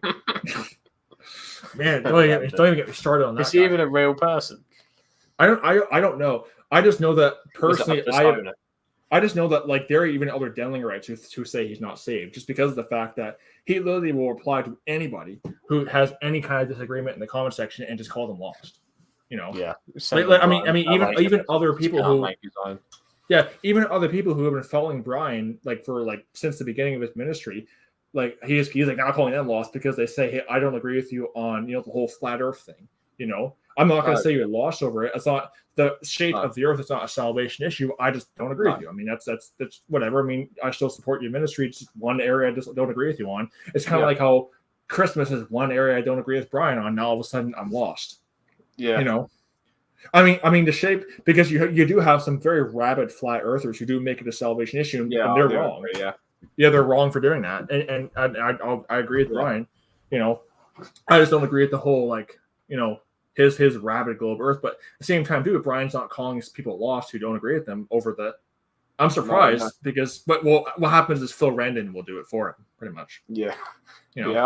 Yeah, I'm kind of surprised that, you know, Brian believes a globe Earth, though. To be fair, because it is a huge like Jesuit deception, but I know a lot. I never really gave it much thought just because of the fact that, like, you know, like I don't have an entire Facebook page dedicated to the flat Earth because, you know, I mean. Hey, I kind of take. About it is to. Yeah, I don't make my life's work dedicated. I mean, you have this one channel called Flat Earth Doctrine. All they do is talk about the flat Earth. They go on the street and preach flat Earth. It's like, where's the gospel? Yeah, exactly. Where's the gospel? You know, last time I checked, the Bible, the gospel doesn't mention any. I mean, I never think like that was thought of the true, yeah, shape of the flat. Earth. I believe it could be. I believe it's flat. I just don't make it. Yeah. I never really said that just because of the fact No, that exactly. I'm you not know- rabid about it. I say it occasionally. Like, I mean, just I something through I my kind of face take it like flat, this. Whether it's flat, whether it's round. Hey, as long as I can live on it, then okay. I mean, yeah, I don't care. I can exactly. live on it. Isn't that great? I can live on Yeah. it. I mean, whether it's flat, whether it's round, whether it's like a square, whether it's a triangle. Hey, I can live on it. The So square-based pyramid. yeah, I don't care, to be honest. yeah. I mean, hey, I can live on it. So I mean, it's livable for humans. So I mean, Yeah. I mean, Yeah. that's the whole thing is like like flat Earth doctrine. It's like last time I checked, the apostles weren't contending the flat Earth in the No. Book of Acts. They weren't contending the shape. I mean, the shape of the Earth doesn't even come up once in the entire New Testament. Is that the 12th commandment? Then Yeah, thou shalt. Well, I mean, remember it's Thou 1 shalt Corinthians believe in the 15, 1 through 4. 1 Corinthians 15, 1 through 4 apparently forgot to mention that, death, burial, resurrection, and also you must believe the proper shape of the earth too, also. yeah. I mean, that's the thing too. It's like the Trinity. It's a non-salvation. I'm not saying it's a non-issue. I'm saying it's a non-salvation. It's a non-salvation issue. It's not saying to call people lost over, and it's not saying to just obsessively like make whole YouTube channels of dedicated Facebook chats dedicated to I mean, I never gave it much thought just because of the fact that hey, I can live on it. So that Yeah, I don't really care. Yeah, but then and then I read the scriptures. That's what I was like. Oh, I'm not sure. I'm not sure what it is. And then I read the scriptures. So it's like, oh yeah, I think the scriptures do say that it's flat. I do know the moon landings were not real. I do know that.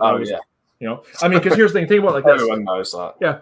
Think about it like this. How are they able to have a phone call with the president when it's like that was back in the 60s? I can barely get cell coverage like in the woods today with his advanced phones. How are they able to have a phone call from the moon back in the 60s? Yeah, and who was filming them taking off from the moon when they were going? Well, was someone just who was filming them? Who was filming them on someone living on the moon? Man's first step. Wait, there's a camera there, so it's not man's first step. Then No, exactly. Yeah. What was the camera just already there? Like what? Like one giant leap for flying away off the moon. Yeah. I mean, it's like what the camera there, so it wasn't man's first. I mean, I'm now convinced they don't know how to get back there.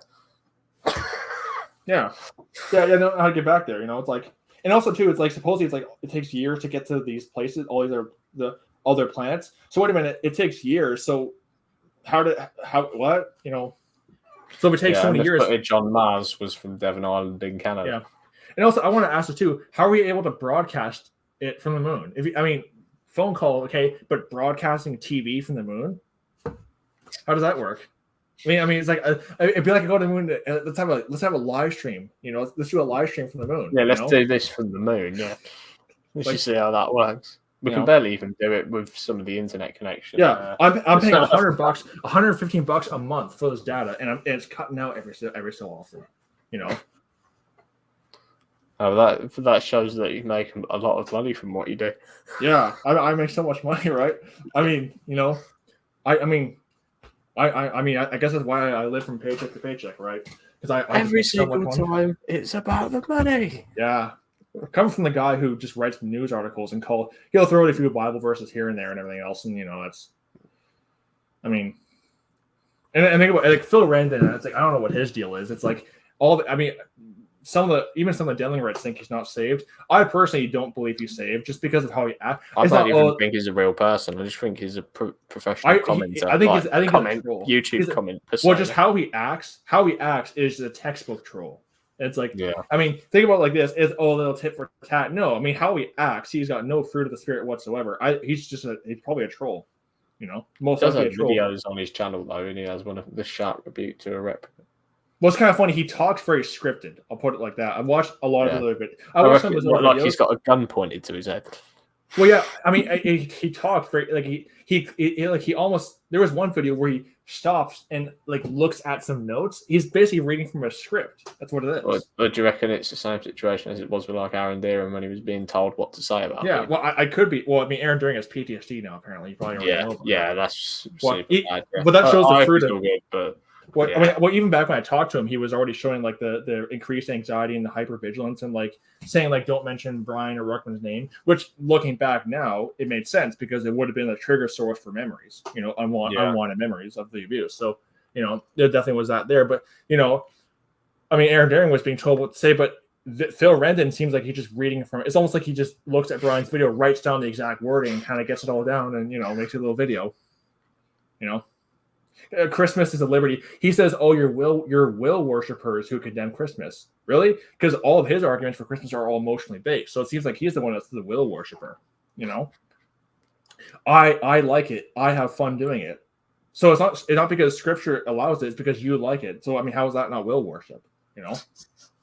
We ask for verses about where. See, we can show you verses where God ordains observance of Christ's death. For Corinthians, no. if you keep in memory, he talks about the death, burial, resurrection. The communion and everything else. We can show you verses on that. We don't find any verses that tell us to observe his birth, but we're somehow the will worshipers for asking for Scripture. We're spoiling the fun. Yeah, spoil it. Yeah, that's exactly the same thing. Yeah, it's kind of like the smoke. It's kind of like the accuse yourself. Yeah, it's like when the Calvinist Apologia Church has their smoke break, and you say, "Hey, maybe you shouldn't be destroying your internal organs. Oh, you're trying to ruin our fun. We need to de-stress. We need to de-stress, and so we need to puff some more cigarettes." Yeah, it's like when you get accused of being boring because you don't drink. And get absolutely levered. Yeah, no, yeah. I mean, me personally, I'd rather keep my my liver functional. I'd rather keep my brain functional. Actually, no thanks. I'll pass on that. I'll have water. I mean, whenever I go to the sports bar, I'd have water instead. Not that I even go to it all that much. When I would used to go to it. I'll just have J2O if I go guys pub for something to eat or something. Now what's going to happen? See now what's going to happen? What's going to happen is someone's going to take that and say, "See, he goes to the bar." It's like, I have water. I go to the bar. I don't drink. I'm not something to eat and relax. I don't. I just go to get something to eat. It's like we see someone can take that and say, "See, he goes to the bar. He goes to the bar, gets all drunk." It's like, no, I just go there for a drink of water and maybe some fries. That's all I go for. Maybe I'll watch the rugby game. I'll probably be someone from the Brian group. Now what's going to happen is that what's going to happen is that I mentioned. Yeah, I mentioned that I watched the rugby games. Now what's going to happen is there's going to be a live stream. See, he's a sports idolater. It's like no, I just spend like an hour after work, after a hard day and everything else. Yeah, having some fries and having a cold glass of water, not alcohol, water, and watching a game of rugby before I go home. It's like that's not idolatry of anything. It's not drunk on anything. It's just But you see, when you don't work for a living, when you write articles all day for a living, then you don't know what real work is at that point. No, yeah.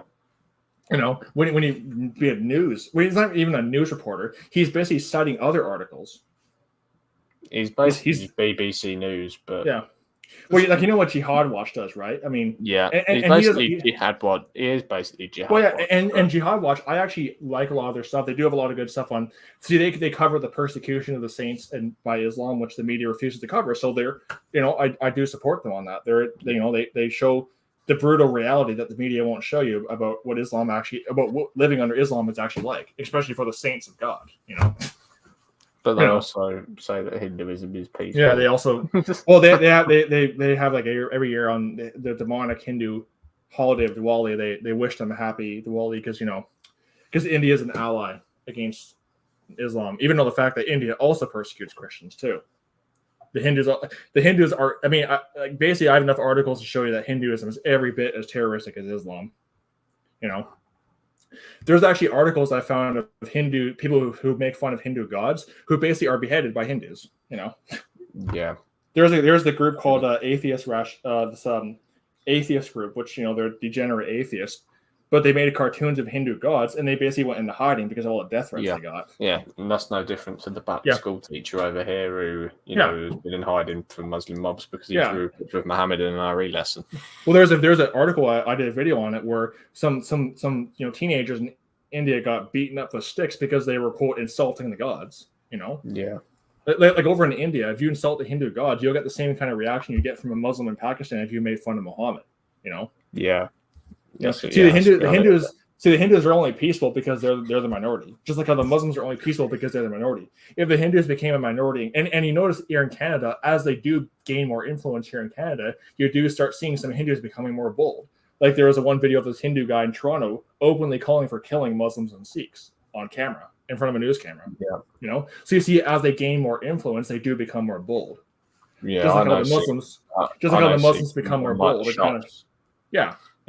I know Sikhs would run like loads of corner shops and stuff, like near me. One of them works in like a post office now or something. But they always used to call like Hindu festival of Diwali. They used to call it Dulai. Yeah. What's kind of funny is that there was back when I lived in Aurora, there was a pizza place nearby, and it was basically all run by Hindus, and they actually were playing a song by a Hindu pop artist calling for the genocide of Muslims over the loudspeaker in the actual place. So you kind of see that when they kind of run the places, they become very bold, you know. And not to have a problem against Islam. What I'm trying to get at is that like they were playing this genocidal song against Muslims because they felt comfortable doing it because the entire joint is run by Hindus, you know. Yeah. Yeah, see that they become very bold, you know. Yeah, if I remember rightly, Buddhists had a song as well talking something about. I think it was more in self-defense though, of killing the Muslims if they come after their families or whatever. Well, I mean, there definitely has. I mean, like here's the thing: you're supporting the jihad against Hindus. No, I'm not supporting that either. I'm not supporting the Hindus. No, it's that classic example of being it's the Hegelian again. Yeah, it's a Hegelian dialectic. I'm not condoning the Hindus persecuting the Muslims, and I'm not condoning the Muslims persecuting the Hindus. I'm not condoning killing each other because in the end, both of them go to hell. So, I'd rather see them both get saved. That's a big difference, Because if a Hindu kills a Muslim or a Muslim kills a Hindu, they both go to hell. That's just what happens. Yeah, exactly. They're like during these riots, they're just both sending each other to hell. So it's like, why would I endorse either of that? No, they both just need to, It's like the same thing with the Israel-Palestine thing. Why would I support them killing each other? Because both Judaism and Islam damn souls to hell. So, Yeah. We just need both to be exposed to the gospel and to get saved. Just because we're against Islam doesn't mean just because Judaism's against Islam doesn't mean that I should support what the Talmud says about me. What the Talmud says about Jesus Christ is disgusting. I mean, it's completely blasphemous. Yeah, I mean, why would I ever endorse that? And not to mention the fact that they outlaw preaching the gospel there. I mean, how is that any different than what's in Saudi Arabia? How is that any different? It's not. Well, and that's the thing too is that like unfortunately, as much as I appreciate Jihad Watch for covering the persecution of God's saints in these other countries, there is kind of a very much of a willful ignorance, because if you think that Hinduism is any peaceful religion at all, it's willful ignorance. Just basic research shows that Hinduism is no less terroristic, no less terror prone than Islam. It's every bit as bloodthirsty and violent. And if they ever became the majority in the UK, they would put your head on a pike for insulting their gods. Yeah, Hindus would do it just as much. Well, I actually talked to a Hindu on Gab, and I asked him, would you support killing those who blaspheme Hindu God? Remember, we're supposed to think that there's no concept of blaspheming Hinduism.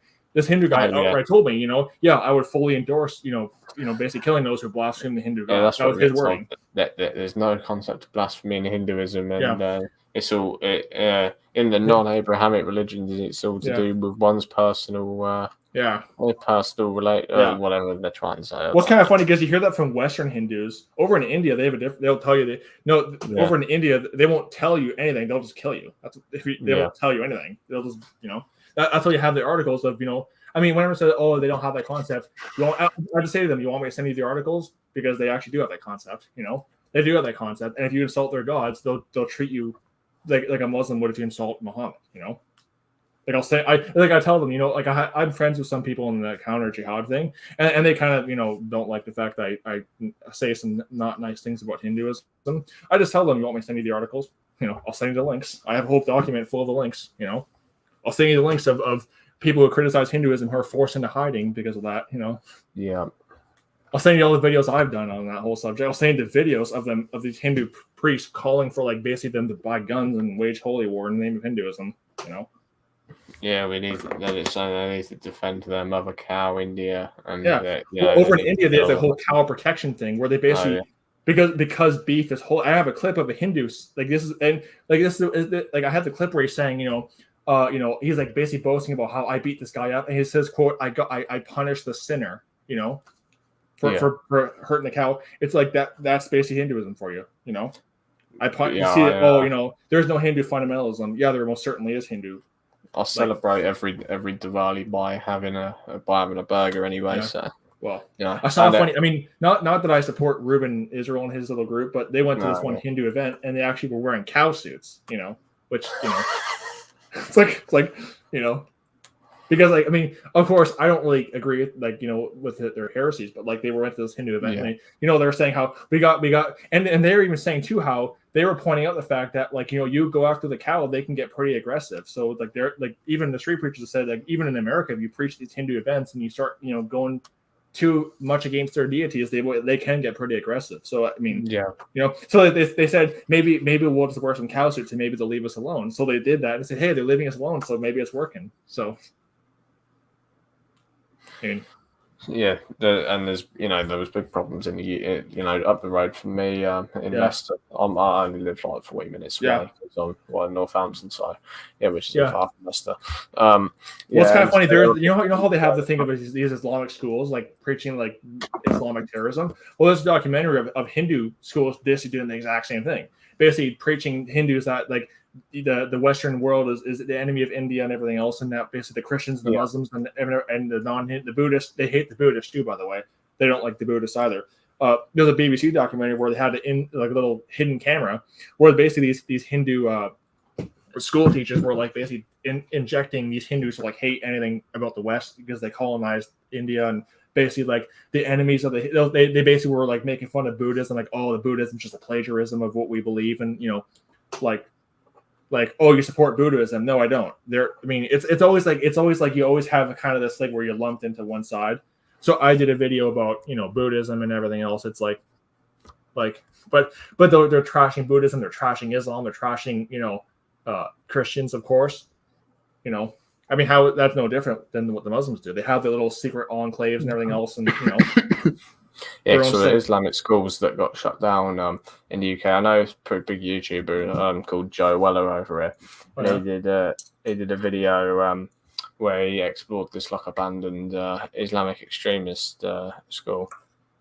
And it was shut down because I'm pretty sure they were literally encouraging people to buy weapons and teach them how to use weapons against like people who blasphemed Muhammad and disrespected Islam and stuff like that. They would teach like kids how to cut off people's hands and feet and commit acts of terrorism and stuff. Yeah, and here's the thing too: I don't support shutting down Muslims who say like things that are supposedly against Western culture because it's free speech. Like free speech. See, this is another thing I have, kind of with the whole counter jihad thing is I'm critical of them in some areas just because of the fact that they're so vehemently anti-Islam that they can sometimes be a bit inconsistent with the stance. So like France is good for shutting down anti-Semitic Muslim preachers. Well, it's like, again, it's like free speech is not just what I agree with. I don't agree with these Hindus trashing Christianity, but they have the free speech to do so. And I have the right to object and everything else. And I have the right to criticize back. That's what free speech is. That's why I'm also against hijab bans. Because quite frankly, I don't want the government telling anybody what they can and can't wear. I don't want the government. We had that already in COVID when you had to wear a mask. So and quite frankly, the COVID measures pretty much showed that the government cannot be trusted with a fraction of that kind of power that would be required. So quite frankly, it's like, and really, how is that any different than forcing the hijab? Telling them you cannot wear it. Well, how is that any different than saying you must wear it? It's not any different whatsoever because ultimately the government's still controlling what you can and can't wear. Yeah. It's a bit inconsistent, or the whole like anti-BDS laws. Again, it is clearly a violation of free speech. And also this idea of Israel can do no wrong. No, Israel can actually does plenty of wrong. That's the reason why there's a time of Jacob trouble. Yeah, exactly. And as well, I was showing from when I was reading numbers earlier, Israel was literally doing wrong. Yeah. All of the time in the Old Testament. Every single prophet was like always at the receiving end of some kind of thing from Israel, and it was like talking about Holocaust. The book of Ezekiel. I mean, I heard it said that the Old Testament is probably one of the most quote unquote anti-Semitic books out there because of how many times Israel's being condemned, for their wickedness. Yeah. I mean, the book of Ezekiel, like it's just slamming the left and right for what they're doing. I mean, Israel. I mean, they're just so perfect. No, they're actually the opposite. They do all kinds of bad stuff. That's why. There's a time of Jacob's trouble, See, when I support, so quote unquote support Israel, I'm not saying I support everything that Israel does. If anything, I support very little of what they do. Actually, to be honest, I don't agree. a lot of what they do actually would be classified as war crimes, to be honest. Yeah. The point is that I support them to be physically in that land. That's what I support. I don't agree with their warmongering in Gaza and everything else. I don't agree with Hamas either. Because God has a love for his people, and you know, still has a plan for them. Yeah. But I support them to be physically in land. What I don't support is them shooting Palestinian children who are unarmed. That's what I don't support. You know, and also vice versa. I'm not some kind of Hamas, supporter of it. I've gotten that as well. I mean, because I've said he supports them keeping kids in refugee camps and encouraging them to go out and kill Israelis, basically. Yeah, it's the kind of thing where it's like I don't. Yeah, it's like if you don't agree with everything, so it's like, I don't agree with Israel, bombing hospitals. I don't agree with them cutting off the water supply. I don't agree with them, essentially starving them into submission. I don't agree with that because that is most certainly a war crime. But I also don't agree with Hamas hiding weapons in schools. Yeah, I also don't agree with Hamas basically targeting civilians. As I also agree with, because both during a war, both sides, it basically brings up essentially what a war does is that both sides have the worst of humanity brought out. Russia and Ukraine are the same. That's pulled the neo-Nazi in Ukraine, but during World War II, during World War II, the Allies did pretty much work because what happened is war turns a civilized person into a savage. That's what happens. Yeah. I mean, think about it like this: the Iraq War. There are plenty of American war crimes in the Iraq War. And also, too, I get so sick and tired. Oh, it's defending America. No, you're invading a sovereign country. That's not defending anything. No. And also, too, think about you go back to World War II. It wasn't really even, defending the rest of Europe from Germany, because I don't think Germany were even going to come into Western Europe and into America. And of course, the Pope supposedly opposed the Nazi regime. Well, they have that open but false policy and secret but true policy is what it's called. So they'll say it's heresy. They'll officially designate Nazism as heresy. Secretly, they control both sides. Yeah. I mean, Hitler had a good relationship with Pope Benedict, didn't he? Well, the Vatican only reason they hid Jews, which were basically Catholic converts, Jewish converts to Roman Catholicism, was basically in case Hitler lost the war, they could say, well, look, we were hiding Jews, so we were not complicit with them. Yeah. Because the Catholic Church made an appeasement with him, basically saying, we'll agree with everything your government does. If you don't put our people in the gas chamber, gas chambers, basically. There's a funny video of Richard. There's a funny video of Richard Dawkins back when Pope Benedict basically. This was back when basically it came out that he tried to cover up for the basically the priests that were basically touching boys, and I find this funny. How does the Pope have a state visit? How does a religious figure? Well, because he controls the place. That's why. Because the monarchy basically bows to him. That's why that's why he's given us. That's why he's the religious leader who's given a state visit. I wonder if I could get a state visit to the UK, like a state, funded visit. Yeah. How does the Pope have it? How does it? Because I guarantee you, I've not been covering up for anything. I know Brian Dellinger's been covering up for some sin apparently, but I've not covered up anybody's sin. I've been covering up sin for years. Yeah. Yeah. Even his own that he hasn't told us about. Yeah. Well, you remember how it was basically sinful to stay on YouTube, but then he comes back like 9 months later. Yeah. No, and all of a sudden that video is just all of a sudden gone. It's like, yeah. Well, actually, it was re-uploaded by another channel, so his sin cannot be hidden at that point. But no. I guess pretty much all of his videos have been re-uploaded in some way or another. Because I know he's took down a lot of old videos as well that were actually good videos for some reason. Well, yeah, I mean, but it's funny. So it's wrong, but then it's like he comes back, and I personally think that he personally couldn't afford to stay away. There was, I think what happened is he may have realized the financial blunder he just made by leaving YouTube, so he was like basically forced to come back. Yeah, because I think the Rumble monetization wasn't working out so well. So So now he has to create merchandise. It's like, I mean, like Jay. Like, I know how is one of his other underlings, divisive and errantist. I condemned John Davis for making little quote unquote little bits and bobs with scripture verses. Now Brian Dellinger is doing the exact same thing, making little bits and bobs with verses of the Bible with his logo on it too. I mean, I don't really have a problem if it's like something small that's only for a small amount of money or whatever. It's when you're charging $300, he was charging $300 for a hard drive or whatever. videos you could just watch on YouTube mostly. Like, how was that any different than Joel Osteen charging money to attend his services? You know, No, how is it's that not. any different? Well, I'll tell you how it's different because it's Brian Dillinger doing it. That's why it's different. You see, he can do it, right?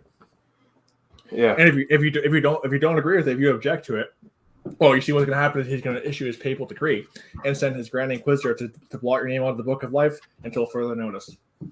Yeah, because you broke the 11th commandment. Yeah. Eternal security doesn't apply. Yeah.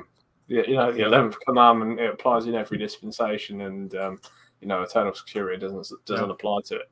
So well, it's funny because it didn't. It's funny because before 2016, that wasn't really the 11th commandment. But I guess Brian Dillinger was. I guess apparently he visited heaven and consulted with God and got him to add that as the 11th commandment. I guess Yeah.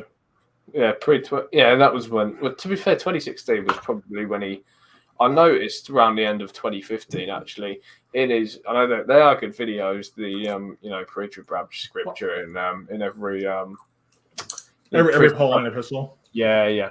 I know they were quite good videos, but I did. He also has videos about like preacher verses in like in the book of Jeremiah and preacher verses in Revelation, showing that the preacher is even beyond the Pauline epistle. There's verses, there's like passages. I did notice in those videos some of like the post-trib arguments seemed to really get to him. In a lot of the videos, Paul was really meek and gentle, but in that one, you could tell that he was really frustrated, and there was a bit of bitterness about him in those videos.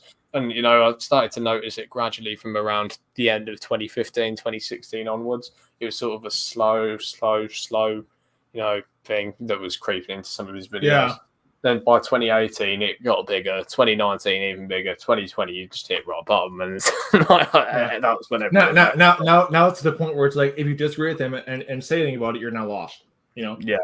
Or if you break away from his group, you've now left the body of Christ. I still think like 2016, he was still like a decent, he's still decent to watch. Well, actually, here's what happened. It's not really him calling you lost. It's actually mostly his followers who do that. It just kind of Brian just kind of sits back and approves of it, or doesn't really say anything. Well, he'll say that I don't really approve of it, but he doesn't really rebuke his followers for doing it all that much. No, but it's the kind of fruit that he produces because he'll really kind of talk in a way that basically convinces his followers the person's lost. So although he has called loads of people lost because they've been mixed up on certain areas. So, he's called Jeremy Carter's lost according to him. Apparently, because he said he was a false convert. Which I don't. He's a false convert. Well, it's like what's his evidence? It's kind of like what's Brad's evidence? I'm a Jesuit. He's never met. He just knows I'm a Jesuit. Apparently. No. Yeah. What's going to happen to you now? I know the Fenninger group, they have really questionable stances on, Roman salvation issues, but I don't know whether they did actually genuinely get saved and then got messed up after. That's a highly possible, that can happen. You can, get saved genuinely and then get messed up afterwards. Like that is something that could happen. So, I don't know whether I'm not going to call it lost because I don't know if that's the case for them. But, But I know they are very confused and mixed up. You know that part where I said I'm a Jesuit. See, if JT takes that, he'll make a real great video. He'll make a real great video, won't he? I thought he was going to find my channel with 42 subscribers, but he might. Well, you see, what's going to happen is that they'll take that clip and it'll make a real great video. See, John Craig gets a Jesuit. He admits it.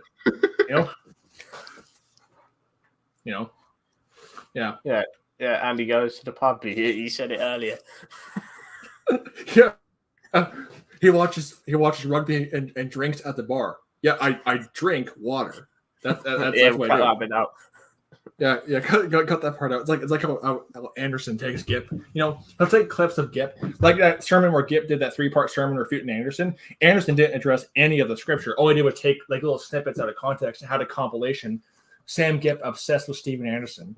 But the thing, that's what the Brian group do now, right? Yeah. It's kind of funny how they show treat evidence of why he disagreed with someone from scripture, or whatever else. He used to show the full video, but now he literally just plays like a 2-second. Like with Tim, it's no different than what the Andersonites do. It's no different. They'll take Gip, they'll like take some clip and have him say something he never said. So that's how they have like the sermon Gip did at the conference.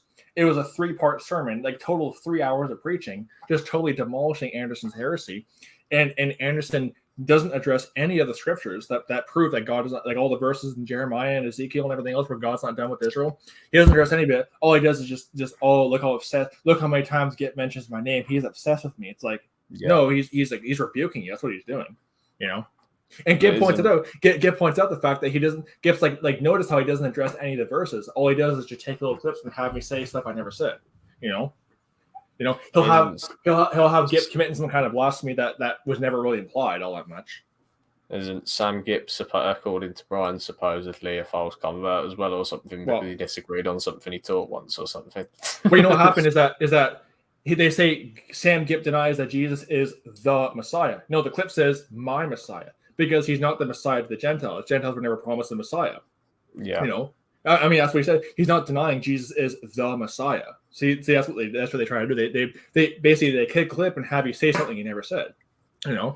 So, or they'll have the clip where he's like, oh, we believe the King James Bible. It's one of the long list of ridiculous things we believe. Well, what's he saying in context is that it's ridiculous. He's being like basically sarcastic, that it's ridiculous in the eyes of basically these people who are their own standard. That's what he's like basically being sarcastic about. And they take that and make it seem like, oh, he's like basically disparaging on it. It's like, or like the Andersonites will have clips of me saying something about the Trinity but did you show the part of the video where I give all the scriptures? No, they don't. They just have the part where I'm saying the Trinity is everyone always seems to attack you on the Trinity issue, from all angles. Like everyone just comes at you. I don't know why it opens up such a can of worms and really upsets that. It's like they don't seriously. It's like the Instagram story. John Craggan says the Trinity is polytheism and witchcraft. And they have the clip of me saying the Trinity is basically polytheism and witchcraft. But they don't show the part of the video where I give all the scriptures proving that the Trinity is not. Yeah. The idea of 3 gods being one is not really the scripture. They don't show that part. They take a little clip where I'm saying what I believe that the Trinity is, which you go on Wikipedia and it basically just gives all the examples of polytheism in the Trinity. And Hinduism and Taoism, stuff like that. Yeah, it's so hilarious. In that video, I was showing examples of pre-Catholic pagan trinities, and it's like they don't show the part of that video. They just show the part of the video where I'm saying the Trinity, the wording, the Trinity is polytheism and witchcraft. Oh, John Craggan saying, yeah, but you show the part of the video where I'm saying why I believe that, where I show all the pictures of it and everything else. There seems to be this thing where if you speak against the Trinity, it's almost like this Catholic mentality that you've spoken against the core doctrine of the Catholic Church, and this individual needs to be rebuked because of it. And it just seems to really seems to be this Catholic mentality over it. We got to make video after video after video after video of him saying things he never said. I have like 100, I have like 1,000 and over 1,000 videos. You can take a clip of me saying something, and I probably said a lot of things that you could probably take out of context and have me say something I never said. It's like Gip's been preaching for longer than Anderson's been alive. I hope you realize that Gip has been saved longer than, and was saved in I think 1970, and he got into ministry about 10 years later. Like Gip was preaching before Anderson was even born, and yet like Anderson's like Like Gibbs is actually making fun of that, saying, I was saved before Anderson was even born, and yet Anderson somehow still prevented me from getting saved. That whole thing. Anderson ripped my salvation out of the hand of God back in 1970, even when he wasn't even born yet. That whole thing. Yeah, that was before that's when the I am older than you argument doesn't work. Yeah. Well, that's the whole. I'm older than you. Yeah, that's another thing too. Is that Brian condemns Alexander Hartley for Christmas? And Alexander responds, hey, Brian, I'm older than you. What are you doing talking down to me? I'm older than you, Brian. I'm old enough to be your elder. That whole thing. Yeah, I don't know if did he even actually address that. No, but Phil Rendon did though. There we go. He paid Phil. I think that was actually the video. I think that was the video where Phil stops. He stops. Yeah, I think that was the video where Phil stops like midway through to look at to reread his script. It's like, yeah, he's reading from his script. That's why he's probably told what to say. Yeah. Yeah. So Phil Rendon responds. 20 foot. Do you reckon he is actually paid to say something? I don't know. I don't know. I just think he's a troll. I wouldn't want to make that up, but like, it wouldn't surprise me. I mean, he was reading from a script, so clearly it's not. It's basically not the Holy Ghost. It's basically he's typing out a script and reading off it. That's what it is. Yeah, he's basically parroting talking points. Does he have a professional YouTube commentator? He has a daily script that he has to follow, which individual needs reviewing today. Yeah. Who needs to have their? I guess I wonder if Phil is maybe vying for the new position of the head inquisitor for the papal, Delingerites or whatever else. I mean, I guess I don't know if JT will ever I don't know if JT will ever say something wrong and then Brian will revoke his salvation and then Phil will like replace him as like the new Grand Inquisitor or something like that. It's like he's the new apprentice. Yeah, he's the new apprentice. Yeah, he's the new apprentice. The other guy is the other guy is no longer useful. He says something that I don't agree with, so therefore it'll be like when Anakin beheads Count Dooku. That's what it'll be like. Yeah, it's like he just basically watches. He basically tells them to basically behead the guy in front of him. That whole thing. Do it. Yeah. I get so sick and tired of that meme, but it's so funny at the same time. Yeah. It just shows that's basically what a cult is. You basically get stabbed in the back, and that's basically what Satan does. It's like I know how like allegedly there's some religious aspects to the whole thing, and allegedly I think it was like the emperor was like some kind of allegory for Satan or whatever else. Well, that's pretty much what Satan does. Once you're basically no longer useful to him, he'll just throw you away like he did with Judas. Judas Iscariot, pretty much. That's what happens. Yeah. With friends like that, who needs enemies? Yeah, but do you think it would only take Jacob Thomas to leave the Brian group, to get everything back to normal, so he wouldn't have a cult-like feel about it anymore? Well, I just think that Phil, if Phil doesn't replace Jacob, then I don't know what would happen. I guess Brian would just I don't know. I really don't know what. I guess because JT is so rabidly loyal to Brian, I can't really see that happening at all in the near future. Nah. But if that does, because JT is like the guy where he will not question anything Brian says. He is truly that loyal apprentice who just does whatever he says and doesn't question anything. Yeah. He's like God. So, just I don't know what would actually happen if he ended up leaving his inner circle. I wonder if it now would be all these. I wonder if his news ministry would then be dedicated to just exposing Brian or something like that. I don't know. Probably and then Brian would be condemning people. People using news as the whole ministry when he was previously condemning. And then all of a sudden, all the videos where he's promoting JT would all of a sudden just be gone. Just like YouTube it's sinful to say on YouTube. Then he comes back, all of a sudden the video is just no longer found apparently. Sorry, this video has been removed by the uploader. That's what it says. I never get that. Like completely removing videos. We see what's happened is that Brian probably visited heaven and said, "Hey, could you maybe no longer make that a sin? I need some more money." So it's like, just I know I said it was a sinful. I know I showed the scriptures that prove it's sinful, but can we maybe just backtrack on that a little bit? I can't even remember what scriptures he showed in the video where he supposedly said. Well, I think he showed verses about how Paul never held back in rebuking the Jews or whatever else, or how something like that. And how basically it's how what's that got to do with YouTube? Well, I think it's like he's saying how you have to kind of censor yourself on YouTube, and how you have to kind of avoid certain verses because they might get you banned or whatever else, and how it's like I can't preach the whole counsel of God if I have to censor myself on YouTube. That was what he was saying. And he showed clips of his sermon called the sin of politically correct speech. And he was saying how it's you preach with the Bible, and I can kind of see where he's coming at. Yeah, I do get what he's coming from. Because you see, I actually had a video because how sodomite is a biblical term, right? Well, I've actually had strikes on my channel for using the word sodomite. So I can see where he's coming at, where you do have to kind of censor what you say. So my videos I have to use gay or all these other terms because YouTube will get you. So I can kind of see where it's coming at, absolutely, because certain biblical terms. I can't even say homosexuality all that much. I have to say things like the sin of Sodom or that kind of thing, to be very so that YouTube won't get me taken down. So I can see where it's coming at, but it's a sin to stay on YouTube, but then he's back on YouTube anyway. Yeah, he should at least be consistent with what he's standing for. He could at least be consistent and say, hey, all my hardcore stuff, I'll be over. I mean, it's nothing wrong with just being on Rumble and saying the true stuff there, saying, hey, you want uncensored, come to Rumble. I mean, that's what I do. I mean, you want to see me uncensored, just come over to my Rumble page. And remember he went through that period where he shut all his comments down as well. Yeah. Well, then he says people are threatening me in the comments. How? You shut your comments off. People are threatening me in the comments. Wait a minute. Will you shut your comments off? How are they threatening you in the comments?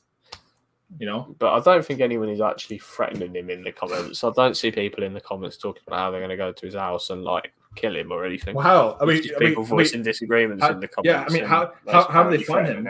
How do they find him? He's a hermit. I mean, like you can't call him, you can't email him, you can't know anything about him other than what he shows you on camera. The only other person he's next to is his wife. I mean, how do we even know he even has a house church? You know.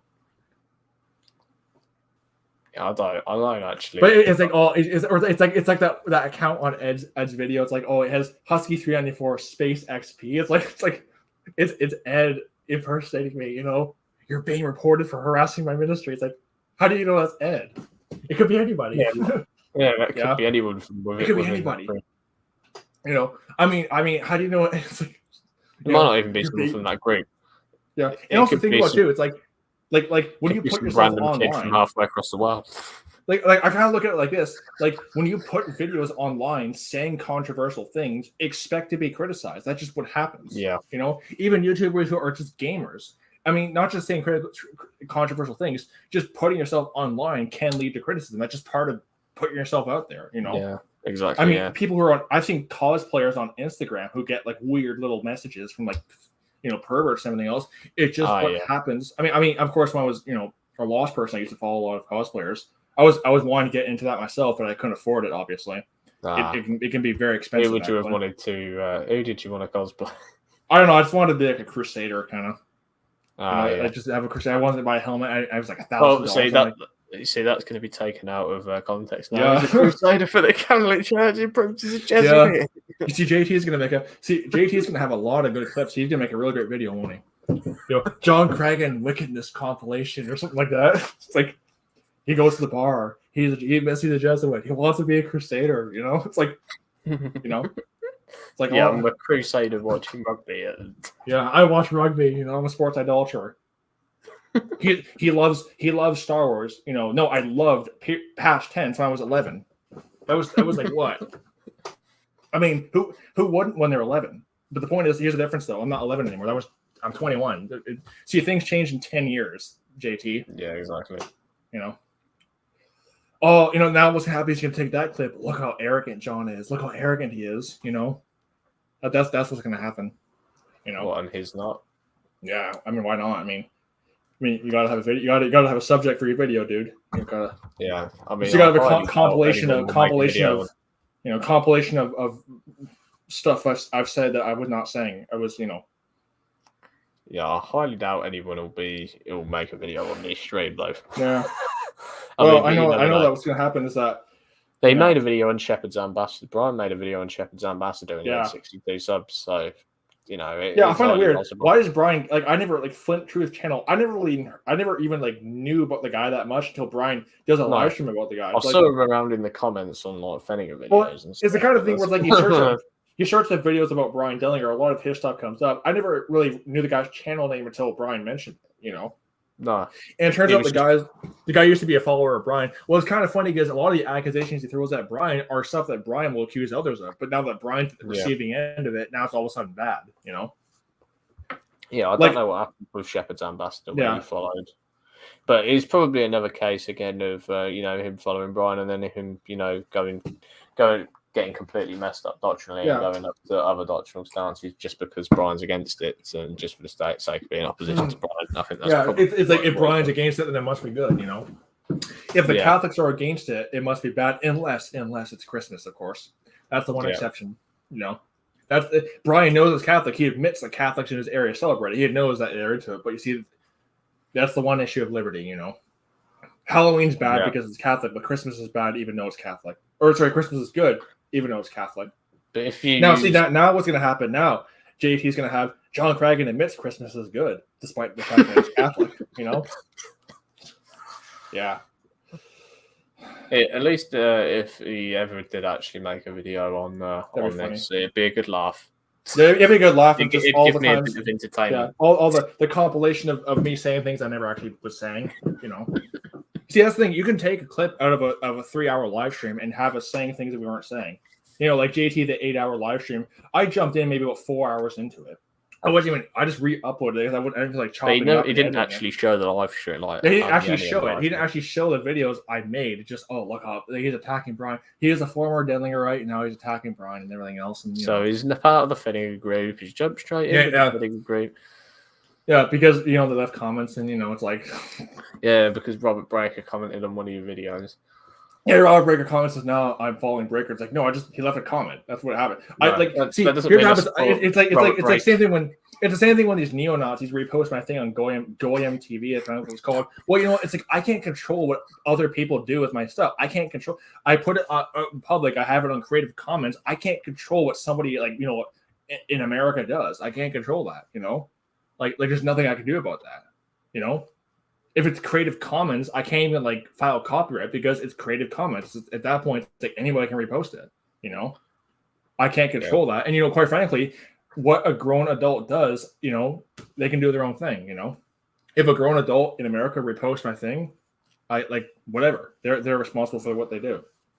Yeah, just because Robert Breaker leaves a comment on your videos doesn't mean you support his rapture prediction videos or whatever he does. Yeah. Yeah, exactly. Just Just because I say something, that's not all that nice about the Hindus doesn't mean I'm supporting the jihad against them or whatever else. It's like, no, I mean, I don't, just because I show the verses in the Vedas that basically talk about killing infidels doesn't mean I'm all of a sudden now pro, jihad or whatever else. No, I mean, I'm an equal opportunist. That's what it is. I mean, I'm not saying I'm not citing Richard. See, what's going to happen is I'm going to cite Richard Dawkins' quote, and now all of a sudden JT's going he supports Richard Dawkins. He's now an atheist again. Yeah, he reverted back to atheism. He was never, according to Phil Rendon, I was never actually, I'm still an atheist, according to Phil Rendon. But, of course, Phil Rendon can say all kinds of things. What happens is I kicked his idol, and now he's just really rabid about that. That's his real problem. And I told him that, and he did? He took it and then said, No, Brian's your idol because you talk about him so much. See, that's what he did. He took it and just threw it right back at me. That's what he does. He didn't even make a video about him for 9 months. Yeah, I didn't make it. He keeps bringing me up in the comment section, but I'm the one that's obsessed apparently. Even though he can't stop talking about me in the comments of my videos and also Brian's videos. He'll comment on videos I made about Brian prior to that 9-month hiatus, and it's like, so who's really obsessed? Yeah. So I kept making videos on Brian because if he's not going to be consistent, then that's on him really. Yeah, the only reason we talked about him on this stream is because it's something that we have common ground with and we're both seeing. So. Yeah, exactly. It's and the thing is too is that what a cult is that when all the former Denlingerites, we had our sin kick. It's like this sci-fi Star Wars thing. It's like all the people deflecting from the Jedi becoming Sith. Well, all of them were basically treated like crap, and all of a sudden, no wonder they're leaving your group because you kind of did this to yourselves. That's pretty much what happens. It's the kind of thing where it's like I mean, it's like all the Denlingerites. They what happens is they're Chad Wilson was financially scammed. And that's why he left your group because he basically saw what a scammer you were. And I know Max Bauer donated a lot of money as well. Yeah. Really. I know he's that doctrine messed up now on Romans 10 and all the salvation issues and stuff. But yeah. Well, it's funny too because it's like it's like Brian's like, if a lost person sends me money, I'll send it back. Max is like, well, can I have my money back, Brian? And it's like, no. It's like no. So that's when the videos start coming out. Time it's about the money. Yeah. We gotta make a video where I record myself sending the money back to him. Look how covetous he is. Look how much he loves his money. It's like, no, I was just trying to see if he actually showed the full Skype conversation. I clarified that I wanted to see if he'd actually be consistent with his stance. I really couldn't care less about that $1 because you see, I was just trying to see if he's consistent. And he was, so I have to give him credit for that at least. Yeah, I'm surprised. I was actually honestly kind of surprised, given the fact that the Denlingerites have a very consistent history of not being consistent with their own stances. They have a very consistent history of that, of never doing their own stance, never being consistent with their own stances. So I was actually pleasantly surprised, to be honest. So I have to give him credit where credit is due. I don't think making a video about it was very necessary, but hey, I do have to give him credit for being consistent, though. And him whining about $1 for $1 or wanting about a 30-second, like a 30-second clip where news ministry. Oh, I'm a watchman. No, a watchman was not a guy reporting on news all the time. You know? Yeah. There was no internet news minister, you know, I thought that was watchman in the Old like Testament. a security guard, wasn't it? Yeah. Like a watchman. Yeah, I looked at all the verses on Watchmen. I double checked them, and I didn't find anything about internet news minister in those verses. You know, I double checked to make sure that I didn't find anything about that. You know, I guess Brian will have to visit heaven and say, "Hey God, could you like maybe include something about that?" You know, it's like Anderson. Anderson, you know, Gibb was kind of being satirical and saying, you know, Anderson probably visits heaven and tells them doctrine. You know.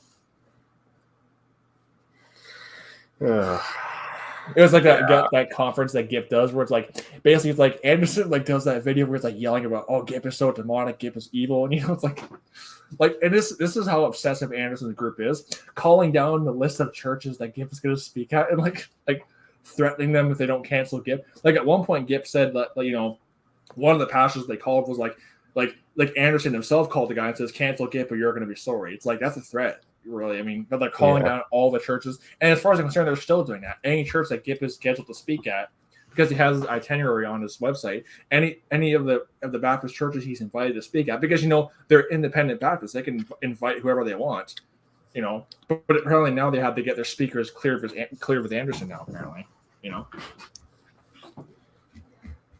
Or if you don't have your speaker approved by Anderson, he'll have all his thugs call your church and, you know, say you must cancel the guy. Why? Because he stepped on your idol.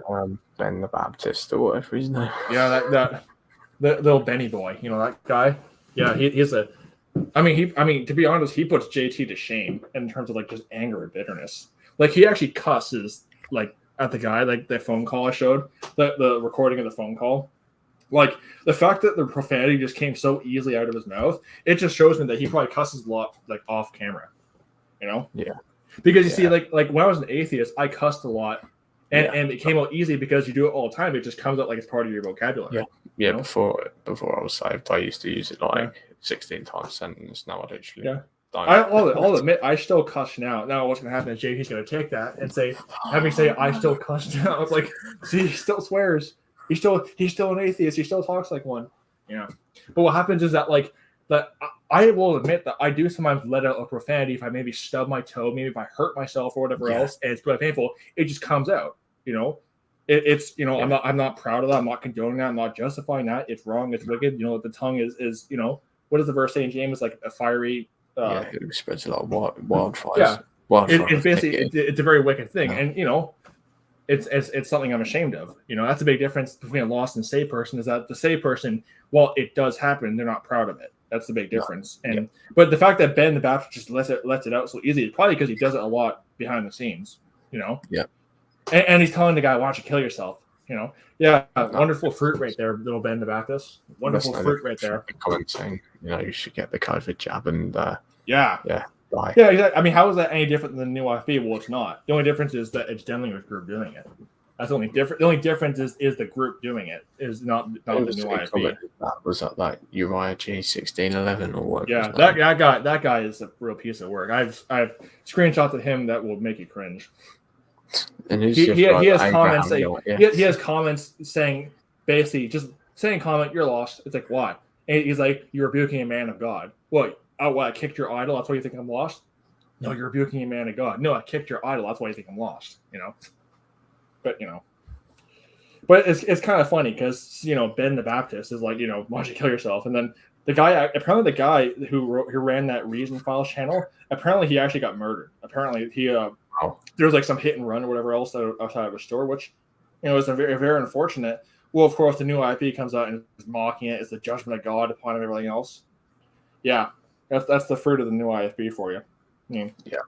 I mean, it's funny because like even when I was part of it, like they were always rabid and bitter, but it's like ever since I left, they've just doubled down on it. Now it's like it's not just that you're lost. It's that like you're gonna die miserably if you speak against us. It's like they just wish like physical harm on you now. It's like basically like, you know.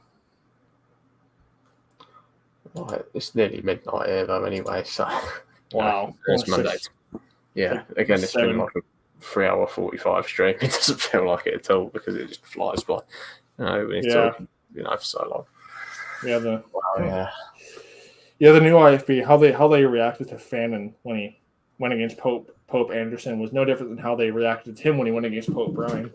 It's literally like that's what I was saying is that like how I like because I was back when I was part of the new IFB back when the whole Fannin thing debacle happened. How I saw them treat Fannin was basically no different than how they I can tell you that it was no different than how they treated Tim. No different whatsoever.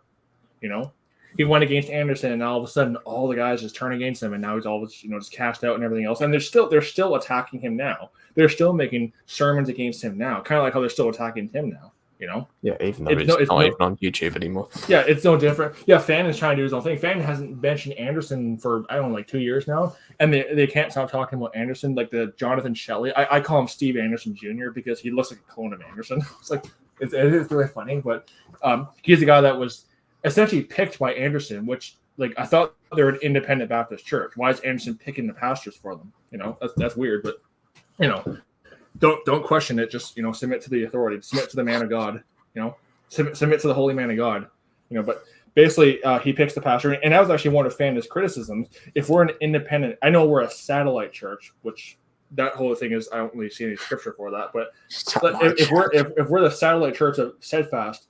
Yeah, but Steadfast is still independent of Faithful Word Baptist. So why is Anderson picking the pastors for us? And there was a video where they're like, "Can we vote on this?" Anderson's like, "No, I've chosen pastors." Like, well, it's not really independent at that point. It's just simply it's simply an offshoot of your group. Yeah. And how they reacted to Fannin was basically no different, and how they're still reacting to Fannin is no different than how they're still reacting to Tim. Yeah, that's the only difference. There's no difference whatsoever. It's not on YouTube at all anymore. Yeah. I mean, Fannon's still preaching, and like Fannon's. It's funny because, like Tim, Fannin still holds the same doctrines as he did before he left, but they're making it seem like he's changed all of his doctrines. Hey, kind of like what they're doing to Tim, kind of like what they're doing to me. I mean, it is no different whatsoever than what the new IFB does. They are becoming the exact group that they hate. It's like. You've become what was that? What's that line from the? Again, I haven't seen. See, what happens is, he's into kids cartoons. No, I haven't seen it in 10 years. That's what I'm trying. That's why I'm trying to remember the quote. It's like you became the very thing you wanted to destroy, whatever else. That's what Brian does. He's becoming the very group. He's becoming the exact cult. He's going after so much. It's like see the fact that I can't remember that quote is basically because 10 years go by. That's why. Anyway, I mean, JT is gonna make it. See, if JT made a video, he's gonna have a lot of great clips for his compilation of John Craggan Exposed. Oh, I'm waiting for it. I think it's gonna be funny and an entertaining watch. Yeah. So go ahead and make a video. Thanks. I have a video of all the times I was saying things I was not saying. He admits to being a Jesuit. He goes to the bar, and drinks and watches sports. He likes watching kids cartoons. He likes what is it? What else did I say that I never actually said that would be taken out of context. He admits to. I admit to this. I admit to that. I do that. Oh yeah, I quote want to be a crusader. No want to catch chances. I want to be a crusader.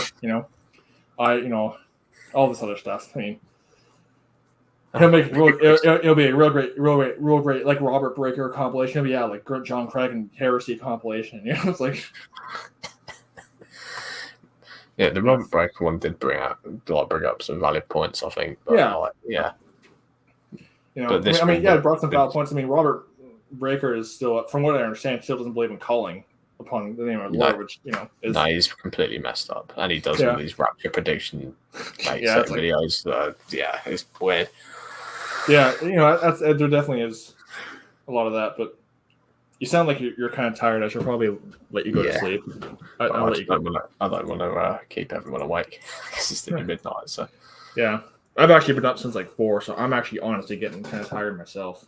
Yeah. All right. Yeah. Anyway, I might do another one of these next week, on Saturday or Sunday or Friday, depending anytime end of the week, sort of. So. Yeah. Anyway. All right. Yeah. Have a good night. Yeah. You as well. Cheers. Cheers. No, wait. Exit studio.